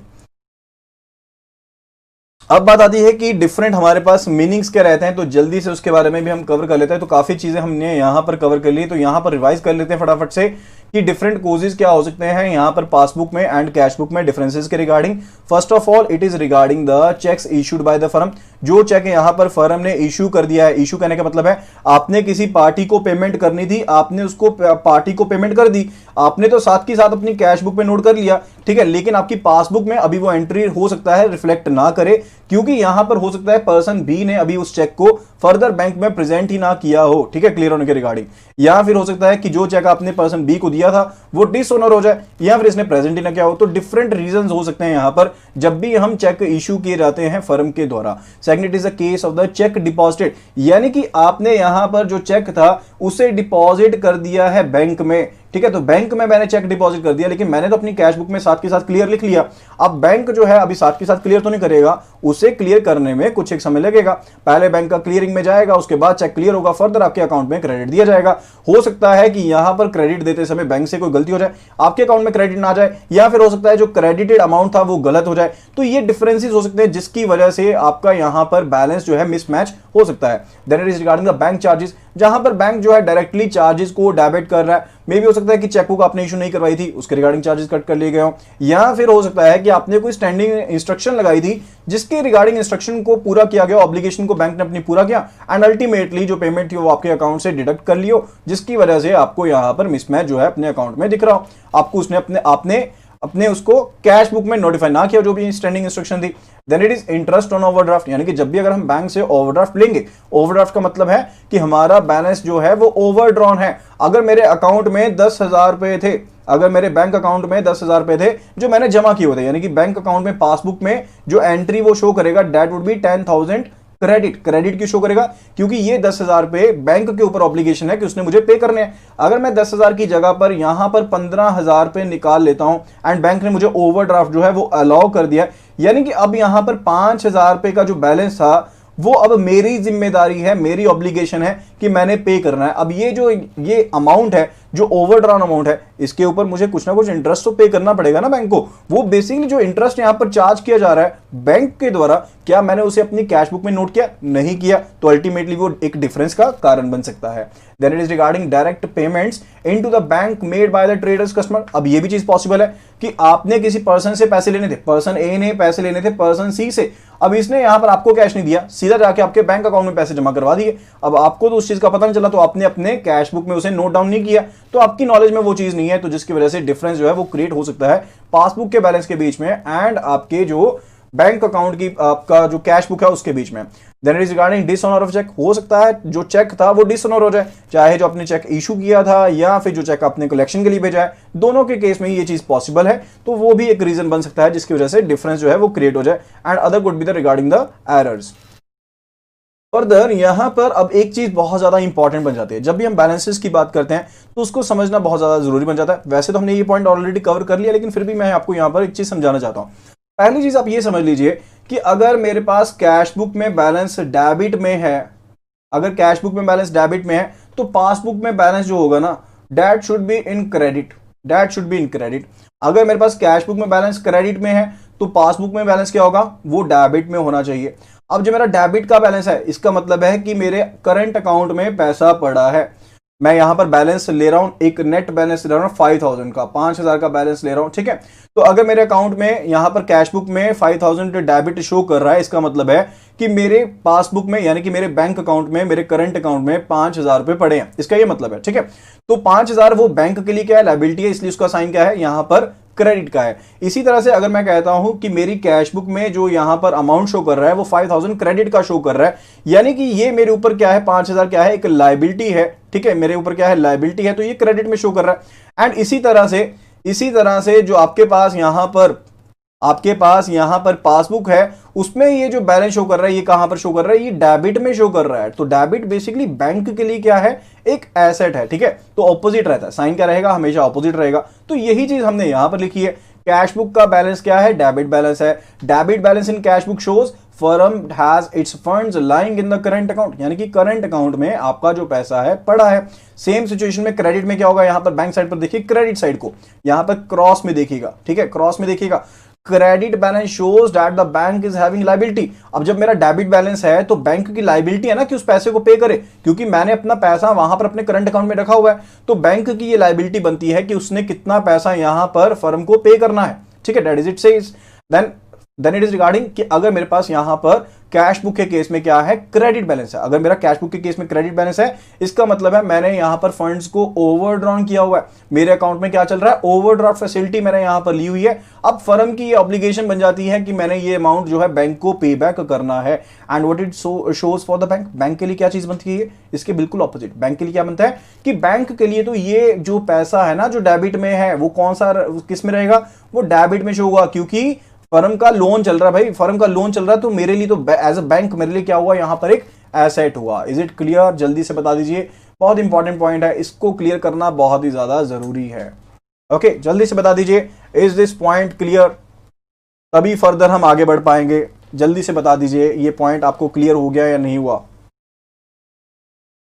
सिंपल सी चीज, कैश बुक डेबिट में है तो पासबुक क्रेडिट में होगी। पासबुक आपके पास कैश बुक क्रेडिट में है तो पासबुक होगी आपके पास डेबिट में। सिंपल सा कंसेप्ट है। ओके ओके, फर्दर बढ़ते हैं regarding the nature of transaction. तो चार तरह की ट्रांजैक्शंस की नेचर रहती है। देखिए चार ही चीजें हो सकती है ना, या तो ये होगा कि एक पार्टी ने, यानी कि फर्म की अगर बात कर रहे हैं, फर्म को हम पार्टी कह रहे हैं, तो एक पार्टी जो है वो अपनी कैश बुक को डेबिट कर लेगी, एक तो ये हो सकता है। या फिर हो सकता है एक पार्टी जो है अपने कैश बुक को क्या कर लेगी, क्रेडिट कर लेगी। यहां पर हम पार्टी का मतलब है कि पार्टी अपने पास जो अकाउंट चल रहा है, कैश बुक चल रहा है, उसको या तो क्रेडिट कर लेगी या फिर उसको डेबिट कर लेगी।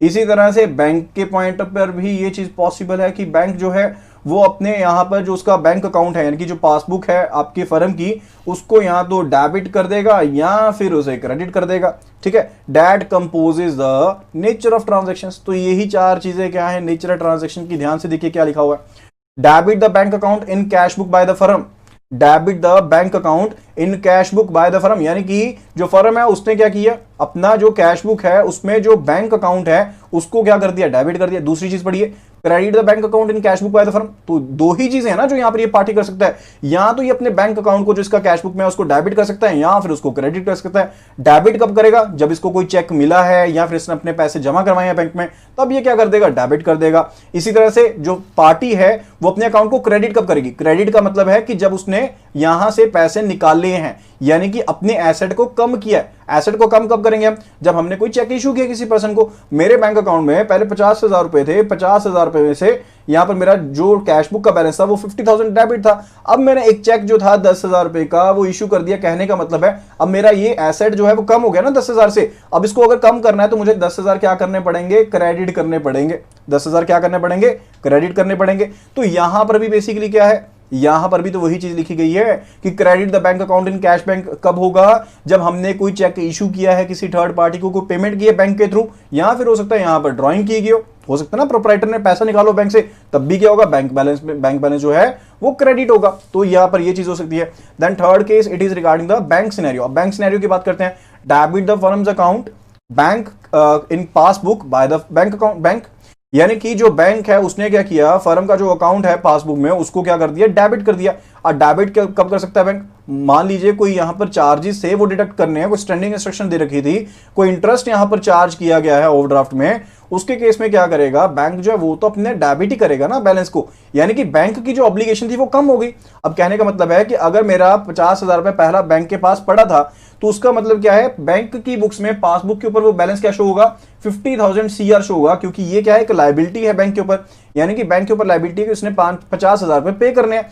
अब यहां पर अगर बेसिकली क्या रहता है, एक चेक इशू किया गया, एक चेक इशू किया गया था 5,000 रुपए का, वो चेक जो है वो यहां पर प्रेजेंट हो जाता है, क्लियर हो जाता है। अब बैंक ने वो 5,000 रुपए पे कर दिए, बैंक ने वो 5,000 पे कर दिए, यानी कि अब बैंक की लायबिलिटी कितनी रहनी चाहिए, 45,000 CR रहनी चाहिए ना। पहले बैंक ने कितने पे करने थे, 50,000 पे करने थे, लेकिन 5,000 का चेक यहां पर क्लियर हो गया, तो कितनी लायबिलिटी रहेगी, लायबिलिटी रहेगी 45,000 की। तो ये 5,000 कम कैसे होंगे, डेबिट करके कम होंगे। ठीक है, इज इट क्लियर। तो यहां पर ये सिनेरियो रहता है। इसी तरह से क्रेडिट द फर्म्स अकाउंट, अब ये भी तो हो सकता है ना कि यहां पर आपको इस अमाउंट के ऊपर कुछ एक इंटरेस्ट मिला हो, कुछ एक इंटरेस्ट मिला हो। लाइकवाइज मान लीजिए 500 रुपए मुझे इंटरेस्ट मिल गया। अब इंटरेस्ट मिलने से बैलेंस कम होता है ज्यादा होता है, इसके पॉइंट ऑफ व्यू से देखिए, पार्टी के पॉइंट ऑफ व्यू से 500 यहां पर बड़ा है भाई, इसको ज्यादा 500 रुपए मिलना चाहिए, यानी कि बैंक की जो लायबिलिटी थी पे करने की वो 500 रुपए बड़ी है, बढ़ेगी कैसे, यहां पर और पैसा अपने सिर चढ़ाकर, यानी कि क्रेडिट करते हुए। ठीक है, तो यहां पर टोटल जो लायबिलिटी थी बैंक के बिहाफ पर वो क्या होगी, और ज्यादा हो गई। तो सिंपल सा सिनेरियो समझ लीजिए बस, कि जब आपके पास डेबिट है तो यहां पर बैंक में क्या होगा, क्रेडिट होगा, जब आपके पास क्रेडिट है तो बैंक में क्या होगा, डेबिट होगा। ओके, फर्दर आपको ये ट्रांजैक्शंस के बेस पर मैं अब यहां पर हम कर लेते हैं क्वेश्चन शुरू। तो क्वेश्चन शुरू करने से पहले फॉर्मेट जो है उसे देख लीजिए। हालांकि इस फॉर्मेट का हम इस्तेमाल नहीं करते हैं, लेकिन इसको फिर भी देखना फायदेमंद रहता है, क्योंकि मैं आपको ट्रिक बताऊंगा, ट्रिक के जरिए आप बहुत ही आसानी से क्वेश्चंस को सॉल्व कर पाएंगे। ठीक है, तो यहां पर सिंपल सी चीज देखिए, रिगार्डिंग की आपने ऊपर लिख दिया बैंक रिकंसाइलेशन स्टेटमेंट। ठीक है, तो फर्दर उसके साथ लिख देंगे एज ऑन डेट, कौन सी तारीख को आपने ये जो है आपने स्टेटमेंट तैयार की है।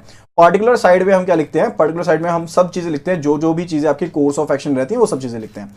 जनरली आपको रहता क्या है कि आपको एक बैलेंस जो है, चाहे वो कैश बुक का बैलेंस है वो दे दिया जाएगा, या फिर पासबुक का बैलेंस है वो आपको प्रोवाइड कर दिया जाएगा। ठीक है, अब आपने उसी बैलेंस से क्या कर देना है, स्टार्ट कर देना है। लाइकवाइज अगर मुझे कहा जाता है कि मेरे कैश बुक में जो बैलेंस है वो है 10,000, वो है 10,000 और कुछ भी नहीं कहा गया। ठीक है, तो इसका मतलब क्या है, मेरे करंट अकाउंट में 10,000 पड़ा है। ठीक है, तो यहां पर मैं क्या लिख दूंगा, मैं यहां पर लिख दूंगा कैश बुक बैलेंस, यहां पर सिंपली मैं लिख दूंगा cash book balance. And cash book balance लिखते हुए यहां पर इसे किस साइड पर लिखूंगा, प्लस साइड पर लिखूंगा, माइनस साइड पर लिखूंगा। अब देखिए मेरे पास प्लस है पैसे, यहां पर कहीं ये तो नहीं कहा ना कि 10,000 का ओवरड्राफ्ट है, अगर नहीं कहा ओवरड्राफ्ट है तो मैं यहां पर इसे प्लस साइड पर ही लिखूंगा।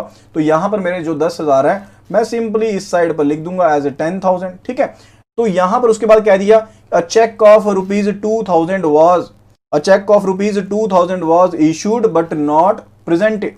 अब आपने 2,000 रुपए का एक चेक जो था, ध्यान से सुनिएगा, मैं एक वैसे ही क्वेश्चन ले रहा हूं, यहां पर 2,000 रुपए का एक चेक जो था वो यहां पर आपने इशू किया, ये चेक इशू किया गया था लेकिन प्रेजेंट नहीं हुआ, बट नॉट प्रेजेंटेड। अब इसका मतलब समझिए, इसका मतलब ध्यान से समझिएगा, इसका मतलब होगा क्या, जब 2,000 रुपए का, जब 2,000 रुपए का जो चेक है वो इशू किया गया, यानी कि कैश बुक में तो मैंने यहां पर इस लायबिलिटी को अपने कम कर दिया। ये बेसिकली 2,000 रुपए जब मैंने चेक इशू किया, यानी कि किसी पर्सन को मैंने पेमेंट करनी होगी। अगर मेरे पास पहले बैलेंस 10,000 है तो मैंने अगर 2,000 का चेक कट कर दिया तो मेरे पास कैश बुक में बैलेंस कितना होगा, 2,000 का होगा। लेकिन मेरे बैंक अमाउंट से पैसा तो नहीं कटा ना, मेरे बैंक अकाउंट से पैसा डिडक्ट तो नहीं हुआ ना। अब कैश बुक के बैलेंस के जरिए मेरा मेन एम क्या है, मेरा एम क्या होगा, यहां पर बैंक रिकंसिलिएशन में होता क्या है, टारगेट सेट होता है। टारगेट किस तरह से, अगर मेरे पास कैश बुक बैलेंस है तो मेरा टारगेट है कि मैंने यहां पर पासबुक बैलेंस तक पहुंचना है। ठीक है, मुझे उस हिसाब से सोचना है। ठीक है, तो यानी कि अगर 2,000 का चेक मैंने इशू किया तो मैंने उसे अपनी बुक से तो डिडक्ट कर दिया होगा, लेकिन मेरी पासबुक में तो अभी डिडक्ट नहीं हुआ ना, क्योंकि यहां पर लिखा है साफ कि वो चेक प्रेजेंट हुआ ही नहीं अभी।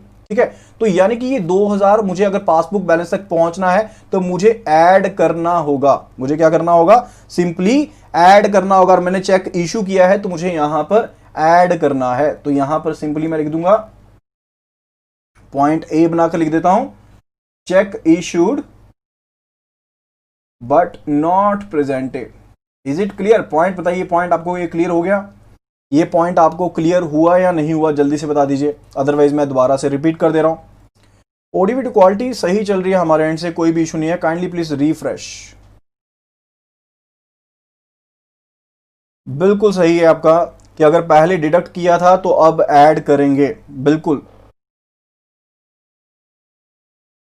सिंपल सा कंसेप्ट। ये देखिए, मेरे पास कैश बुक से मैंने पहले ही डिडक्ट कर चुका हूं। अगर मैंने 2000 का चेक इशू किया है, इसका मतलब है मैं पहले ही यहां पर चेक अमाउंट को अपनी कैश बुक से डेबिट कर चुका हूं, लेकिन पासबुक में मैंने डेबिट नहीं किया। यानी कि कैश बुक का जो बैलेंस है date is greater than the passbook. इस चीज को समझ रहे हैं? सॉरी, कैश बुक का जो बैलेंस होगा that would be lesser than the passbook. अब अगर मैंने कैश बुक से पासबुक तक पहुंचना है तो इसमें कुछ ऐड ही करना पड़ेगा ना, तभी मैं पासबुक तक पहुंचूंगा। सिंपल सी चीज। मेरे पास अगर मैंने एक चेक इशू कर दिया, तो मैंने जब चेक इशू किया होगा तो कैश बुक से तो मैंने सब तब की तब डिडक्ट कर दिया होगा। यानी कि मेरे पास कैश बुक का जो बैलेंस है date is lesser than that of the passbook, वो पासबुक से कम है। अब अगर कम चीज से ज्यादा चीज की तरफ पहुंचना है तो उसमें क्या करना पड़ेगा? ऐड ही करना पड़ेगा ना। तो यहां पर हम क्या करेंगे? उसे प्लस ही करेंगे, उसे ऐड ही करेंगे। ओके, उसके बाद सेकंड यहां पर एक और हम ले लेते हैं केस रिगार्डिंग की 1000 check was sent for collection, sent for collection। तो 1000 का चेक हमने कलेक्शन के लिए भेज दिया हुआ है, but not collected, but not collected, अभी तक कलेक्ट नहीं हुआ। तो क्या होगा? बेसिकली जब मैंने यहां पर 1000 रुपए का चेक भेजा कलेक्शन के लिए, तो मैंने कैश बुक में साथ के साथ तो इंक्रीज कर दिया, लेकिन यहां पर बैंक बुक में, यहां पर पासबुक में इंक्रीज नहीं हुआ। तो इस केस में यहां पर कैश बुक जो है वो ज्यादा हो गई किससे? पासबुक से। अब इसमें से मुझे कोई चीज को कम करना पड़ेगा ताकि मैं यहां पर पासबुक के बैलेंस तक पहुंच पाऊं। ठीक है, तो यहां पर हम सिंपली लिख देंगे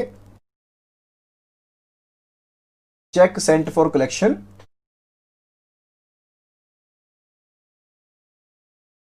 but not collected, but not collected. तो सिंपली यहां पर क्या हो जाएगा? 1000 रुपया मैं यहां पर सब्ट्रैक्ट कर दूंगा। Is it clear? Is it clear? तो यहां से सिंपली मैं बैलेंस को फाइंड आउट कर सकता हूं, जैसे हम यहां पर करते थे बैलेंसिंग करके, जैसे बैलेंसिंग करके करते होते थे। किस तरह से करेंगे? 1000 यहां पर लिखा, 1000 में क्या चीज ऐड कर दी जाए कि वो 12000 की इक्वल हो जाए? 11000 पे ऐड करेंगे यहां पर ताकि वो 12000 की इक्वल हो जाए। तो ये जो 11000 पे बैलेंस है date is what? That is my passbook balance. वो मेरी पासबुक का बैलेंस आ गया, वो मेरे पास पासबुक का बैलेंस आ गया। तो पहला, सेकंड केस में आपको दोबारा से रिपीट कर दे रहा हूं। सेकंड केस में जब मैंने चेक को एक यहां पर कलेक्शन के लिए भेजा है, वो कलेक्ट नहीं हुआ अभी। जब मैं कलेक्शन के लिए भेजता हूं तो कैश बुक में तो मैं साथ के साथ रिपीट मैंने डाल लिया, उसको अमाउंट को ऐड कर लिया, लेकिन पासबुक में वो रिफ्लेक्ट नहीं हो रहा। यानी कि मेरा जो कैश बुक का बैलेंस है वो क्या होगा? That would be greater than passbook balance. तो अगर मैंने कैश बुक के बैलेंस को इक्वल करना है, कैश बुक के बैलेंस से पहुंचना है मैंने यहां पर पासबुक के बैलेंस के ऊपर, तो यहां से बैलेंस कुछ निकाल के इधर ऐड करना पड़ेगा ना। तो वही बैलेंस मैंने क्या कर दिया वहां पर, उसमें से सब्ट्रैक्ट कर दिया। ठीक है, कैश बुक में से मैंने वो बैलेंस सब्ट्रैक्ट कर दिया, तो that would B second one. Okay, तो इस तरह से हम यहां पर जो क्वेश्चन है उसे सॉल्व कर सकते हैं, उसे सॉल्व कर सकते हैं। तो जल्दी से यहां पर और क्वेश्चन जो हैं उनको सॉल्व करेंगे, जिसके साथ आपकी जो क्लैरिटी है और यहां पर बनती जाए। तो सबसे पहले मैं यहां पर कहूंगा कि पेन कॉपी आप उठा लीजिए एंड जल्दी से जल्दी ये क्वेश्चंस जो हैं उन्हें सॉल्व करना शुरू कर दीजिए। जल्दी से जल्दी जो पेन कॉपी है उठा लीजिए एंड क्वेश्चंस को सॉल्व करना शुरू कर दीजिए। तो question here it says bank had balance shown by cash book is 10,000। तो कैश बुक में आपके पास जो बैलेंस शो हो रहा है दैट इज 10,000। तो यहां पर सिंपली मैं कैश बुक का बैलेंस लिख रहा हूं। यहां पर ये प्लस साइड है, ये माइनस साइड है, तो यहां पर मैंने बैलेंस लिख लिया। मेरे पास 10,000 का बैलेंस है। मेरा टारगेट क्या है? यहां पर मैंने पासबुक बैलेंस को अचीव करना है, पहुंचना है। Cheques drawn of ₹1000 but not presented, यानी कि चेक ड्रॉ किया हुआ है, यानी कि चेक इशू किया हुआ है। वर्डिंग को समझिए, चेक ड्रॉ का मतलब क्या होता है कि चेक मैंने इशू किया होगा ना, तभी तो मैंने ड्रॉ किया। तो यहां पर मैंने चेक इशू किया हुआ है 1000 रुपए का, लेकिन मैंने प्रेजेंट नहीं किया है। ओके, तो यहां पर लिख दीजिए check issued but not presented, but not presented. अब मैंने जब चेक इशू किया था तो उस टाइम पर मैंने कैश बुक से तो साथ की साथ डिडक्ट कर दिया, लेकिन पासबुक में वो अभी रिफ्लेक्ट नहीं हुआ। कहने का मतलब है कि मेरे पास जो कैश बुक का बैलेंस होगा वो बेसिकली क्या होगा? वो कम होगा पासबुक के बैलेंस से। तो कहने का मतलब है यहां पर मुझे कोई एंट्री जो है वो ऐड करनी पड़ेगी। मुझे क्या करना पड़ेगा, इस एंट्री को ऐड करना पड़ेगा। तो कितने अमाउंट का चेक था, 1000 अमाउंट का चेक था, तो उसमें यहां पर ऐड कर दिया। Then it is cheque paid into bank but not presented. तो चेक हमने यहां पर पे कर दिया है, कहां पर, बैंक में पे कर दिया, यानी कि बैंक में दे दिया, लेकिन अब उसे प्रेजेंट नहीं किया गया, cheque not presented.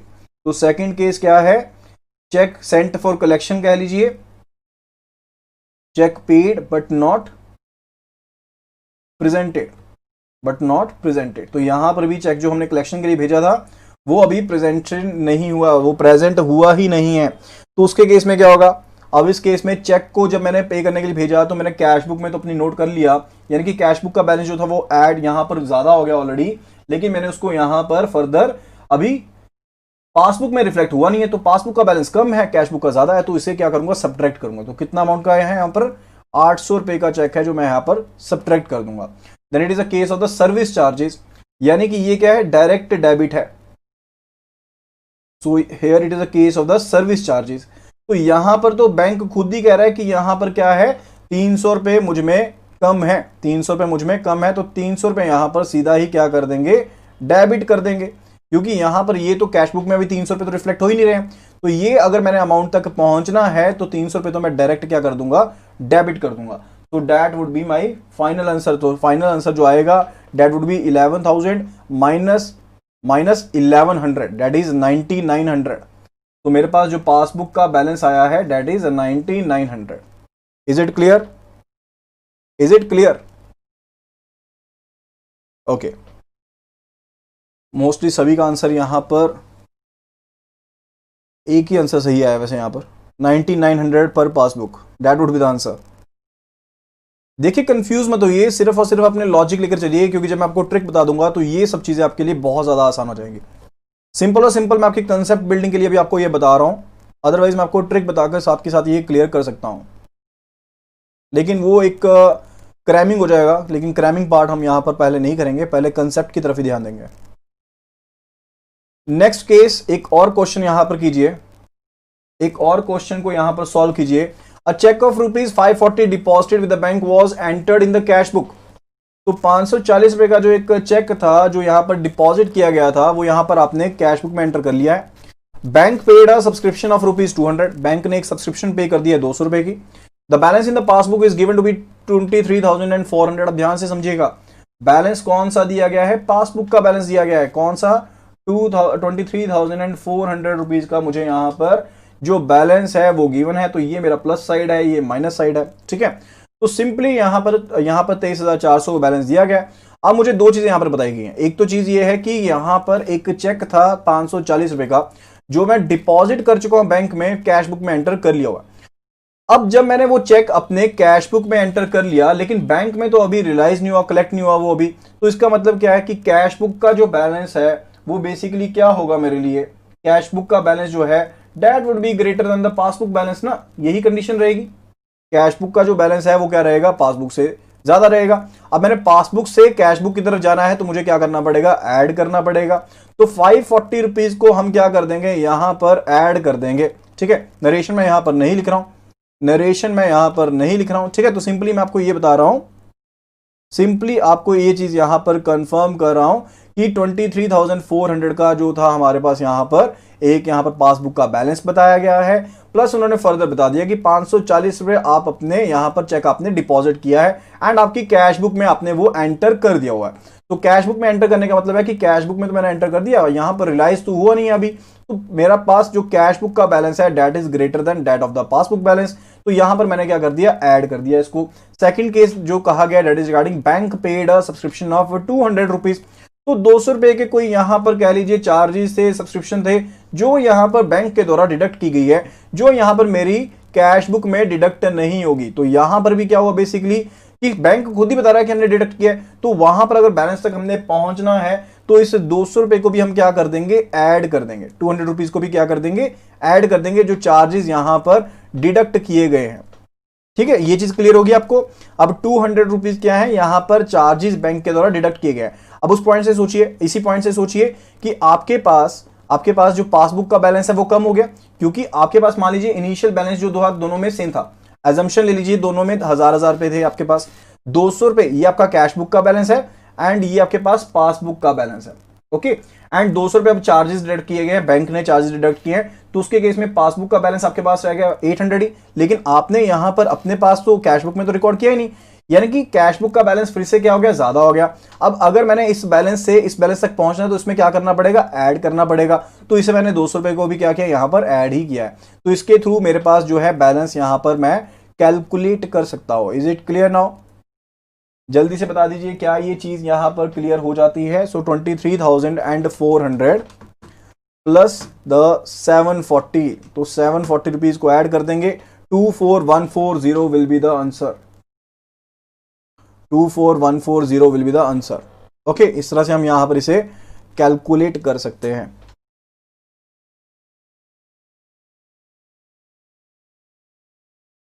Further it is regarding question number 3 here. Question number 3 here, जल्दी से यहां पर देख लीजिए। क्वेश्चन नंबर 3, आपके पास कैश बुक का बैलेंस दिया गया, तो टारगेट क्या है, मुझे क्या फाइंड आउट करना है, मुझे पासबुक का बैलेंस जो है वो फाइंड आउट करना है। कैश बुक का बैलेंस कितना दिया गया मुझे, 12,000 यहां पर बैलेंस दिया गया है कैश बुक का। एंड ओवरड्राफ्ट के बारे में कुछ भी नहीं बताया गया, तो ये मेरा प्लस का बैलेंस है एंड यहां पर माइनस लिख देते हैं। Okay, further it is said की a cheque of ₹1,000 deposited with the bank has been dishonoured.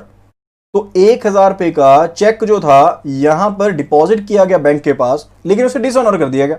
साथ में बैंक ने चार्जेस लगा दिए ₹20 के। ₹20 के क्या लगा दिए, बैंक ने चार्जेस लगा दिए यहां पर। तो किस तरह से सॉल्व करेंगे, तो किस तरह से सॉल्व करेंगे, सिंपल सी चीज देखिएगा।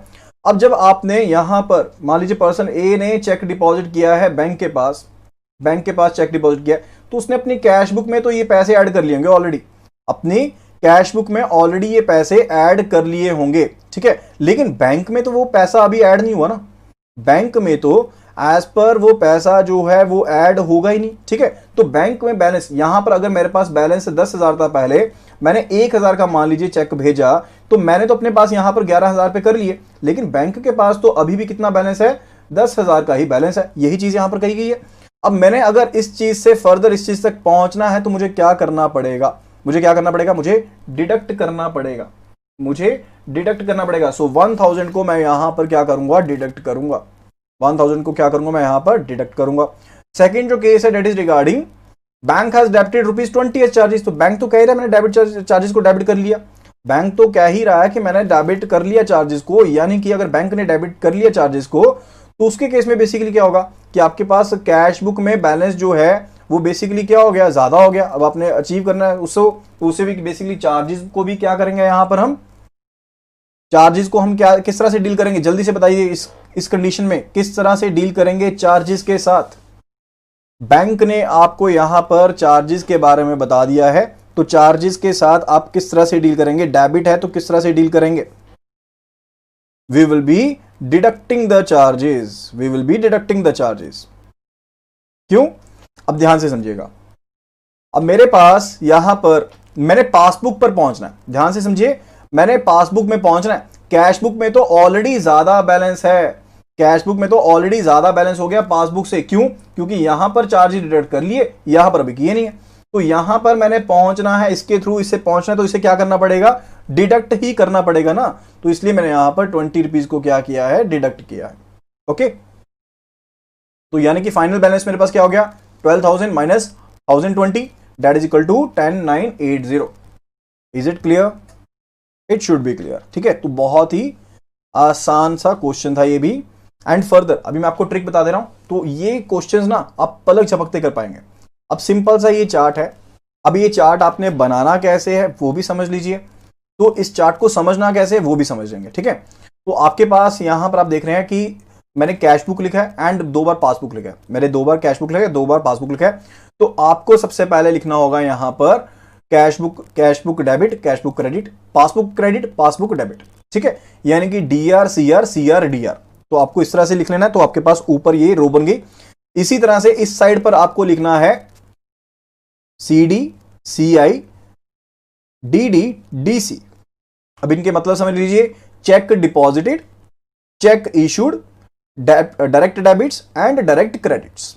ओके, इस तरह से आप यहां पर वो टेबल बना लेंगे। एंड ये प्लस माइनस के साइन कुछ भी नहीं है, डेबिट है तो यहां पर माइनस लिख देना है। फर्दर आपने क्या करना है, माइनस प्लस माइनस प्लस, ठीक है।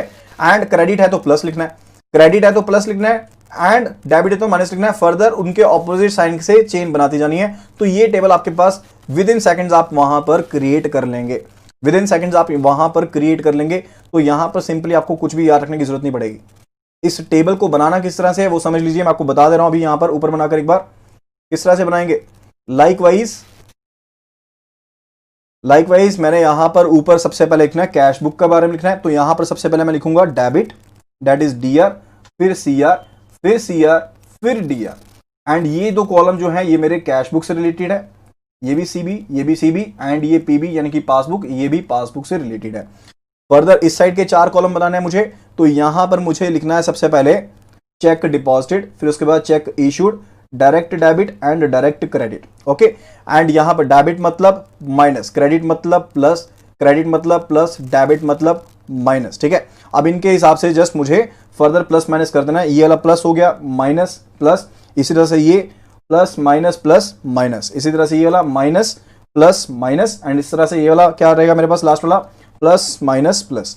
ठीक है, अब ये मेरे पास टेबल बन गया। अब इस टेबल का बेनिफिट क्या है, किस तरह से मैं यहां पर सॉल्व कर सकता हूं आसानी से। लाइकवाइज मुझे यहां पर कहा गया कि कैश बुक का बैलेंस कितना है, 12,000 है, यानी कि कैश बुक मैंने स्टार्ट करना है। एंड कैश बुक मेरा क्या है, करंट यहां पर अकाउंट शो कर रहा है, करंट अकाउंट शो कर रहा है। अब मेरे पास ये करंट अकाउंट कब शो करता है, कैश बुक मेरे पास करंट अकाउंट कब शो करता है, जब मेरे पास डेबिट बैलेंस होता है। हमने पढ़ा अगर आपके पास डेबिट बैलेंस है तो इसका मतलब है आपका पैसा अकाउंट में बैंक में पड़ा है। ठीक है, यानी कि बैंक आपका देनदार है। ठीक है, तो उसके केस में क्या होगा, हम डेबिट बैलेंस की बात कर रहे हैं तो इस कॉलम की तरफ ध्यान दीजिए, सिर्फ और सिर्फ इस कॉलम की तरफ, बाकी कॉलम्स को भी भूल जाइए। ओके, अब दूसरी चीज पढ़िए, a cheque of 1000 deposited, a cheque of 1000 deposited has been dishonoured. तो चेक आपने डिपॉजिट कर दिया, उसके बाद चाहे वो क्लियर नहीं हुआ, चाहे वो आपका डिसऑनर हो गया, चाहे नॉन रियलाइजेशन होगी, सभी के केस में आपने सिंपली क्या करना है, माइनस करना है। यानी कि 12,000 यहां पर बैलेंस आ गया, 12,000 माइनस जितना चेक था, यानी कि चेक डिपॉजिट वाला पॉइंट देख रहे हैं यहां पर, तो साइन कौन सा इसके आगे, माइनस का है, तो सिंपली उसको क्या कर देना है, माइनस कर देना है। तो हमने माइनस कर दिया। ठीक है, दूसरी चीज उसके बाद क्या है, बैंक हैज डेबिटेड, यानी कि डायरेक्ट डेबिट की बात कर रहे हैं, बैंक ने चार्जेस डेबिट किए हैं तो डायरेक्ट डेबिट की बात कर रहे हैं। तो सिंपली ये वाला डायरेक्ट डेबिट वाला पॉइंट उठा लीजिए, इसके आगे भी क्या साइन है, माइनस का साइन है। तो सिंपली यहां पर 20 रुपीज भी माइनस कर दीजिए, सिंपली आपका आंसर आ गया 10,980 रुपए। Is it clear. तो देखिए कितनी आसानी से, कुछ भी आपको कंफ्यूजन हुआ नहीं हुआ, सिंपली ये टेबल वहां पे ड्रॉ कर लेना है। उसके हिसाब से सबसे पहली चीज को समझना है कि मुझे बैलेंस कौन सा दिया गया, जिस बैलेंस को दिया गया उसी बैलेंस को उठा लेना है। यहां पर डीआर का मतलब क्या है, मेरा करंट अकाउंट चल रहा है, सीआर का मतलब है मेरा ओवरड्राफ्ट है। सीआर का मतलब क्या है, ओवरड्राफ्ट है जब हम पासबुक की बात कर रहे हैं, सॉरी कैश बुक की बात कर रहे हैं। जब हम पासबुक की बात कर रहे हैं तो सीआर का मतलब क्या है कि मेरा करंट अकाउंट चल रहा है, सीआर का मतलब क्या है कि मेरा करंट अकाउंट चल रहा है, एंड डीआर का मतलब है मेरा यहां पर क्या चल रहा है, मेरे पास यहां पर ओवरड्राफ्ट चल रहा है। ठीक है, ध्यान से समझ गए ना। मैं एक और एग्जांपल आपको करवा दूंगा, जल्दी से आपको ये चीज क्लियर हो जाएगी। ओके, तो बहुत ही आसानी से क्वेश्चंस आप सॉल्व कर लेंगे। तो यहां पर इस क्वेश्चन को देखिए, इस क्वेश्चन को देखिए, क्वेश्चन नंबर 2 बेसिकली यहां पर मैं रिपीट कर रहा हूं, क्वेश्चन नंबर 3 नहीं, क्वेश्चन नंबर 2 रिपीट कर रहा हूं। लाइकवाइज मेरे पास यहां पर क्या है, a cheque of ₹540 deposited and further मुझे बताया गया है that was entered in the cash book, bank paid और subscription of ₹200, the balance in the passbook. तो पासबुक में मुझे बैलेंस दिया है, कोई ओवरड्राफ्ट तो नहीं बताया, यानी कि पासबुक में मैं करंट अकाउंट की बात कर रहा हूं। पासबुक में करंट अकाउंट कब चलता है, जब मेरा बैलेंस क्या होता है, पासबुक में क्रेडिट बैलेंस होता है। Is it clear. तो यहां पर क्रेडिट बैलेंस वाला पासबुक का कॉलम देखिए, पासबुक का क्रेडिट बैलेंस वाला कॉलम कौन सा है, ये वाला कॉलम है मेरे पास। ठीक है, तो यहां पर इसी के हिसाब से क्वेश्चन को सॉल्व कर लेंगे। यहां पर देखिए सिंपली आपको क्या बताया गया, चेक ऑफ ₹540 डिपॉजिटेड, तो चेक डिपॉजिटेड वाला कॉलम देख लीजिए, सिर्फ इसको देख लीजिए। इसके आगे कौन सा साइन है, इसके आगे मेरे पास है प्लस का साइन, तो 540 रुपए ऐड कर दीजिए। जो भी आपके पास पासबुक का बैलेंस था 23,400, इसमें मैंने यहां पर 540 रुपए क्या कर देने हैं, ऐड कर देने, क्योंकि मुझे साइन बता रहा है, मैंने और कुछ भी नहीं चेक करना। उसके बाद बोला बैंक पेड अ सब्सक्रिप्शन, यानी कि डायरेक्ट डेबिट, बैंक ने डेबिट किया तो क्या है, डायरेक्ट डेबिट है, तो यानी कि इसके आगे भी क्या साइन है, प्लस साइन है, तो सिंपल इसे भी ऐड कर देते हैं, यानी कि 200 रुपए यहां पर ऐड कर दिए, बस इतना ही, क्वेश्चन सॉल्व हो गया। क्वेश्चन सॉल्व हो गया आपका, 23,400 प्लस 540 प्लस 200, तो आपके पास आंसर आपका आ गया 24,140। That is what is answer. तो यहां पर ही आपका आंसर आ गया। फाइन, इस तरह से आप आसानी से सॉल्व कर सकते हैं, बिल्कुल कर सकते हैं। फर्दर अब आपको मैं ओवरड्राफ्ट का कैसे बताता हूं। अदरवाइज क्या रहता है, ओवरड्राफ्ट के क्वेश्चंस को सॉल्व करना डिफिकल्ट हो जाता है, डिफिकल्ट हो जाता है क्योंकि काफी पजल्ड हो जाते हैं हम, काफी पजल्ड हो जाते हैं। तो यहां पर देख लेते हैं क्या कैसे सॉल्व कर सकते हैं। The bank statement has been showing a balance of rupees 31,200 overdraft. अब देखिए आपको उन्होंने बोल दिया कि आपका बैंक स्टेटमेंट, यानी कि हम बात करें यहां पर पासबुक की, पासबुक में आपके पास ओवरड्राफ्ट कब चलता है, जब बैलेंस क्या हो, डेबिट में हो, जब बैलेंस क्या हो, डेबिट में हो। ठीक है, फर्दर इन्होंने क्या बोला, it is observed that a cheque issued by firm 2000 has been dishonoured. तो चेक आपने क्या किया था, इशू किया था। तो चेक इशू वाला कॉलम देख लेंगे जल्दी से, चेक इशू वाला कॉलम देख लेंगे यहां पर। तो मैं यहां पर इसको थोड़ा सा क्लिक करके आपके लिए, ओके, तो यहां पर मैं इसको साइड पर यहां रख देता हूं। ओके, तो यहां पर मेरे पास क्या था, मेरे पास क्या है, ओवरड्राफ्ट वाला केस कौन सा है यहां पर, पासबुक का ये वाला केस है, पासबुक का ओवरड्राफ्ट का ये वाला केस है। एंड चेक इशूड वाला मेरे पास ये कॉलम है। तो इसके आगे साइन कौन सा मेरे पास, प्लस का साइन है ना। तो सिंपली यहां पर देख लीजिए 31,200 में मैंने क्या कर देना है, 2000 पे यहां पर ऐड कर देने हैं, 2000 मैंने क्या कर देने हैं यहां पर ऐड कर देने हैं। ठीक है, फर्दर इट इज सेट, उसके बाद क्या बोला गया यहां पर, उसके बाद क्या बोला गया यहां पर कि 2000 का जो चेक है वो डिसऑनर हो गया। मैंने चेक यहां पर इशू किया था लेकिन वो डिसऑनर हो गया, तो उसको 2000 को मैंने ये वाला साइन देखते हुए यहां पर क्या कर दिया, यहां पर ऐड कर दिया। फर्दर इट इज सेड कि bank added a charges of ₹20, तो 20 रुपए के चार्जेस भी हैं जो यहां पर वो क्या किए गए हैं, डिडक्ट किए गए हैं, यानी कि डायरेक्ट डेबिट की बात कर रहे हैं। तो 20 रुपए क्या करेंगे, सब्ट्रैक्ट कर देंगे, 20 रुपए क्या कर देंगे हम, सब्ट्रैक्ट कर देंगे। तो सिंपली यहां पर यही चीज कर दो, सिंपली यही चीज कर दो, हो गई। यहां पर जल्दी से बता दीजिए क्या आंसर आया। सो 31,200 प्लस 2000 माइनस 20, तो it is 33,180। Is it clear, is it clear. तो जल्दी से यहां पर क्वेश्चंस को सॉल्व कर सकते हैं ना इस तरह से। अभी कोई और क्वेश्चन यहां पर आपका बैंक रिकंसिलिएशन स्टेटमेंट से गलत नहीं होना चाहिए। टेबल बनाने का तरीका मैंने आपको बता दिया है, आपको टेबल बनाने का तरीका बता दिया है, एक बार आपको फिर से बता दे रहा हूं, एक बार आपको फिर से बता दे रहा हूं। पहली चीज क्या करनी है, आपने ऊपर की साइड पर लिखना है DR C R C R D R, DR C R C R D R. ये आपके कैश बुक के हैं दोनों, ये आपके पास क्या है, पासबुक के हैं दोनों कॉलम। फर्दर यहां पर आपने इस साइड पर क्या लिखना है, जो आपने चेक को डिपॉजिट किया है, चेक को इशू किया है, डायरेक्ट डेबिट है, डायरेक्ट क्रेडिट है। अब उसके बाद बैलेंसेस लिखने, डेबिट मतलब माइनस, क्रेडिट मतलब प्लस, क्रेडिट मतलब प्लस, डेबिट मतलब माइनस, इनके हिसाब से opposite science, minus plus minus and इसके बाद प्लस माइनस प्लस। ये मेरा टेबल तैयार हो गया, इससे मैं आसानी से चीजों को सॉल्व कर सकता हूं। एंड स्टार्टिंग कहां से करनी है, जो बैलेंस दिया गया है उसके कॉलम से स्टार्ट करना है। जैसे यहां पर मेरे को बताया गया था बैंक स्टेटमेंट, यानी कि बैंक अकाउंट की बात कर रहा हूं मैं, पासबुक की बात कर रहा हूं। पासबुक में क्या है, ओवरड्राफ्ट है। पासबुक में ओवरड्राफ्ट कब होगा, जब बैलेंस क्या होगा, डेबिट होगा, जब बैलेंस क्या होगा, डेबिट होगा। ठीक है, तो इतनी मेरी अंडरस्टैंडिंग होनी चाहिए, उसके साथ मैं फर्दर अपने यहां पर क्वेश्चन को आसानी से सॉल्व कर लूंगा। ओके, तो फर्दर देखते हैं, एक और क्वेश्चन कर लेते हैं साथ में, तो आपको और ज्यादा क्लैरिटी हो जाएगी। तो क्वेश्चन नंबर 5 है यहां पर, जल्दी से आप यहां पर अब सॉल्व करके बताएंगे, मैं वेट कर रहा हूं अभी आपके आंसर के लिए।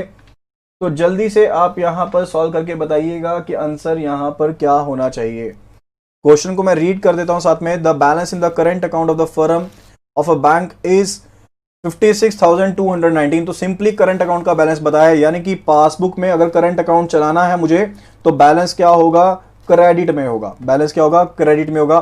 तो बैलेंस कितना दिया गया है, 56,219 दिया गया। ओके, फर्दर इन्होंने कहा है it is observe that the bank has credited a dividend amount, यानी कि अब क्या है, डायरेक्ट क्रेडिट की बात कर रहे हैं, डायरेक्ट क्रेडिट की बात कर रहे हैं, यानी कि हम ये वाले कॉलम पर है। पहली चीज क्या है, हम यहां पर इस वाले कॉलम पर बैठे हैं क्योंकि हमारे पास पासबुक में करंट अकाउंट पर हम बैलेंस हमें दिया गया। फर्दर डायरेक्ट क्रेडिट की बात की गई, तो डायरेक्ट क्रेडिट को क्या करना है, सब्ट्रैक्ट करना है। डायरेक्ट क्रेडिट को क्या करना है, यहां पर हमने सब्ट्रैक्ट करना है। सो 320 रुपए को यहां पर क्या कर देंगे हम, माइनस 320 कर देंगे, माइनस 320 कर देंगे। फर्दर फर्दर उसके बाद देखिएगा, आपको ये बताया गया out of total cheques of 12,000।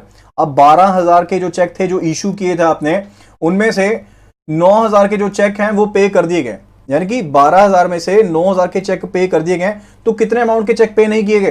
3,000 के चेक पे नहीं किए गए। ठीक है, तो ये सिंपल सी वर्डिंग है जिसको आपने समझना है। 12,000 के चेक इशू किए गए थे, लेकिन 3,000 के चेक जो हैं वो अभी पे नहीं हुए, तो 3,000 मेरा ये हो गया।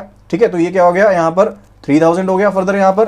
तो 3,000 के जो चेक इशू किए गए हैं वो बेसिकली अभी प्रेजेंट नहीं हुए, तो हम यहां पर इस कॉलम की बात करें, इसमें फर्दर देख लीजिए कौन सा साइन है, माइनस का साइन है, तो 3,000 यहां पर सब्ट्रैक्ट कर देंगे, तो 3,000 यहां पर सब्ट्रैक्ट कर देंगे। तो इसके थ्रू जल्दी से क्या कर लेंगे, आंसर को फाइंड आउट कर लेंगे। क्या आंसर आएगा? 56219 minus the 3,000, what would be the answer? जल्दी से बता दीजिए। 56219 माइनस 3320।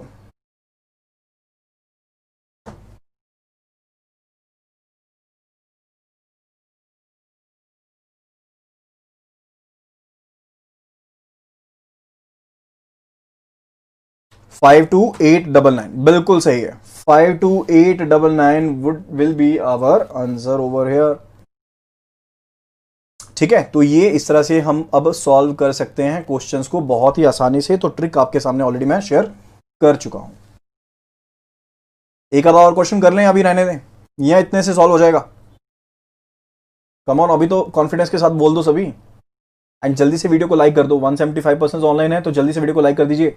इसके लिए सिंपल तो एक क्वेश्चन यहां पर एक और सॉल्व कर लीजिए, जल्दी से क्वेश्चन यहां पर एक और सॉल्व कर लीजिए। Okay, it is observed by the firm that the bank has debited rupees 200 as service charges and an amount not related to firm rupees 2,000 has been credited by the bank. Firm had issued a check of rupees 3,000 which has been debited to a account of partner. The balance in the overdraft account at bank is 34,500. तो मेरे लिए तो important line कौन सी थी? ये वाली line थी ज्यादा इंपॉर्टेंट। मेरे लिए सबसे पहली इंपॉर्टेंट लाइन क्या थी? मैंने देखना कि कौन सी बुक से मुझे फाइंड आउट करना है कि मेरा टारगेट क्या है। तो मेरा टारगेट क्या है? कैश बुक है। तो मेरे पास बैलेंस कौन सा है? यहां पर मेरे पास बैंक अकाउंट का बैलेंस दिया गया, यानी कि पासबुक का बैलेंस दिया गया। वो भी क्या है मेरे पास? ओवरड्राफ्ट बताया गया। अब ओवरड्राफ्ट कब होता है? जब मेरे पास यहां पर डेबिट बैलेंस होता है पासबुक में। पासबुक में डेबिट बैलेंस, यानी कि फोर्थ कॉलम की बात कर रहा हूं मैं यहां पर। ठीक है, तो इसके हिसाब से प्लस माइनस करना है, इसके हिसाब से प्लस माइनस करना। अभी तो किस तरह से करेंगे? अब ये देखिए, लाइन वाइज चलिए यहां पर। It is observed by the firm that the bank has debited rupees 200 as service charges, यानी कि 200 रुपए के सर्विस चार्जेस, यानी कि डायरेक्ट डेबिट की बात कर रहे हैं। डायरेक्ट डेबिट मतलब माइनस साइन। तो यहां पर मेरे पास बैलेंस कितना दिया गया है? 34,500 दिया गया है। इसमें से 200 जो है मुझे डेबिट यानी कि सब्ट्रैक्ट कर देना। यहां पर ऑलरेडी इन्होंने बता दिया, डायरेक्ट डेबिट जो है यहां पर उसमें माइनस साइन है, तो ये आ गया मेरे पास। फर्दर उसके बाद बढ़िए, an amount not related to firm rupees 2,000 has been credited. अब मुझे ये नहीं देखना कि मेरे से रिलेटेड है या नहीं है, लेकिन बैंक ने यहां पर डायरेक्ट डाल दिया, यानी कि डायरेक्ट क्रेडिट की बात आ गई। तो डायरेक्ट क्रेडिट में क्या करते हैं? प्लस करते हैं। डायरेक्ट क्रेडिट में क्या करते हैं? प्लस करते हैं। तो यहां पर 2,000 को मैं सिंपली क्या कर दूंगा? ऐड कर दूंगा। 2,000 को क्या कर दूंगा? मैं सिंपली यहां पर ऐड कर दूंगा। फर्दर बढ़िए आगे। Further it is said firm had issued a cheque of rupees 3,000 which has been debited to the account of partner. अब डेबिट किसी और पार्टनर को कर दिया, मतलब कि मेरे अकाउंट से तो डेबिट हुआ ना, तो यही मतलब आ गया। So check issued but not presented और नॉट क्रेडिटेड प्रॉपरली, तो यही वाला ऑप्शन लगेगा।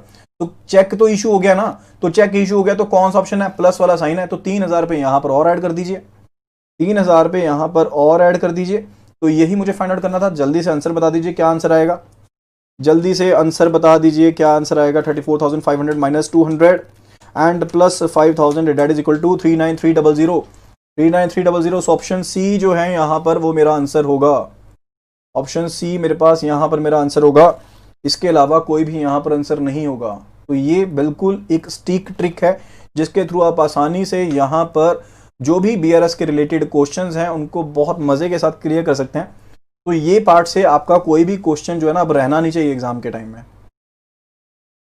Okay, further okay. तो यहां पर अच्छा एक आधा क्वेश्चन और यहां पर कर लेते हैं, एक आधा क्वेश्चन यहां पर और कर लेते हैं। That is a theoretical question, क्योंकि थ्योरेटिकल के लिए कंसेप्ट होना थोड़ा सा जरूरी है। ये टेबल भी काम आएगा लेकिन थ्योरेटिकल कंसेप्ट होना भी जरूरी है।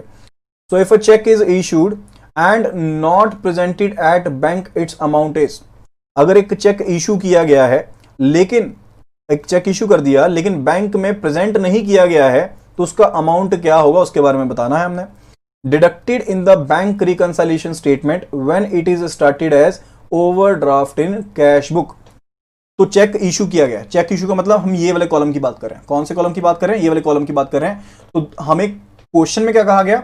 Deducted in the bank reconciliation statement when it is started as overdraft cash book. तो अगर मैं ओवरड्राफ्ट कैश बुक से ट्राई करता हूं तो क्या इसमें डिडक्ट करता हूं?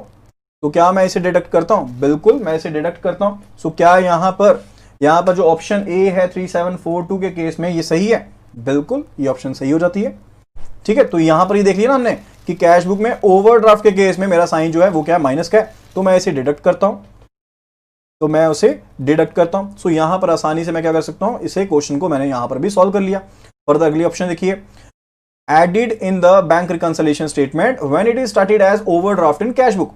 तो ओवरड्राफ्ट में ऐड तो नहीं होता, ये तो ऑप्शन गलत होगी। Third, it says added in the bank reconciliation statement when it is started as positive balance in passbook. Positive balance in passbook का मतलब क्या रहता है? What do you mean by positive balance in passbook? Positive balance in passbook का क्या मतलब रहता है? जल्दी से बता दीजिए। पॉजिटिव बैलेंस मतलब हम क्रेडिट की बात कर रहे हैं, हम अपने पॉइंट से सोचेंगे, हम क्रेडिट की बात कर रहे हैं। तो अगर पॉजिटिव बैलेंस के साथ भी स्टार्ट होता है तो क्या हम उसे ऐड करते हैं? नहीं, उसे सब्ट्रैक्ट करते हैं। यहां पर देखिए, यहां पर लिखा हुआ है, तो कुछ इतना सोचने की बात नहीं होगी, आसानी से कर लेंगे। तो ये भी यहां पर क्या हो गया? गलत हो गया। ठीक है, सो ऑप्शन ए यहां पर क्या है? करेक्ट आंसर है। तो friends, that would B regarding today video.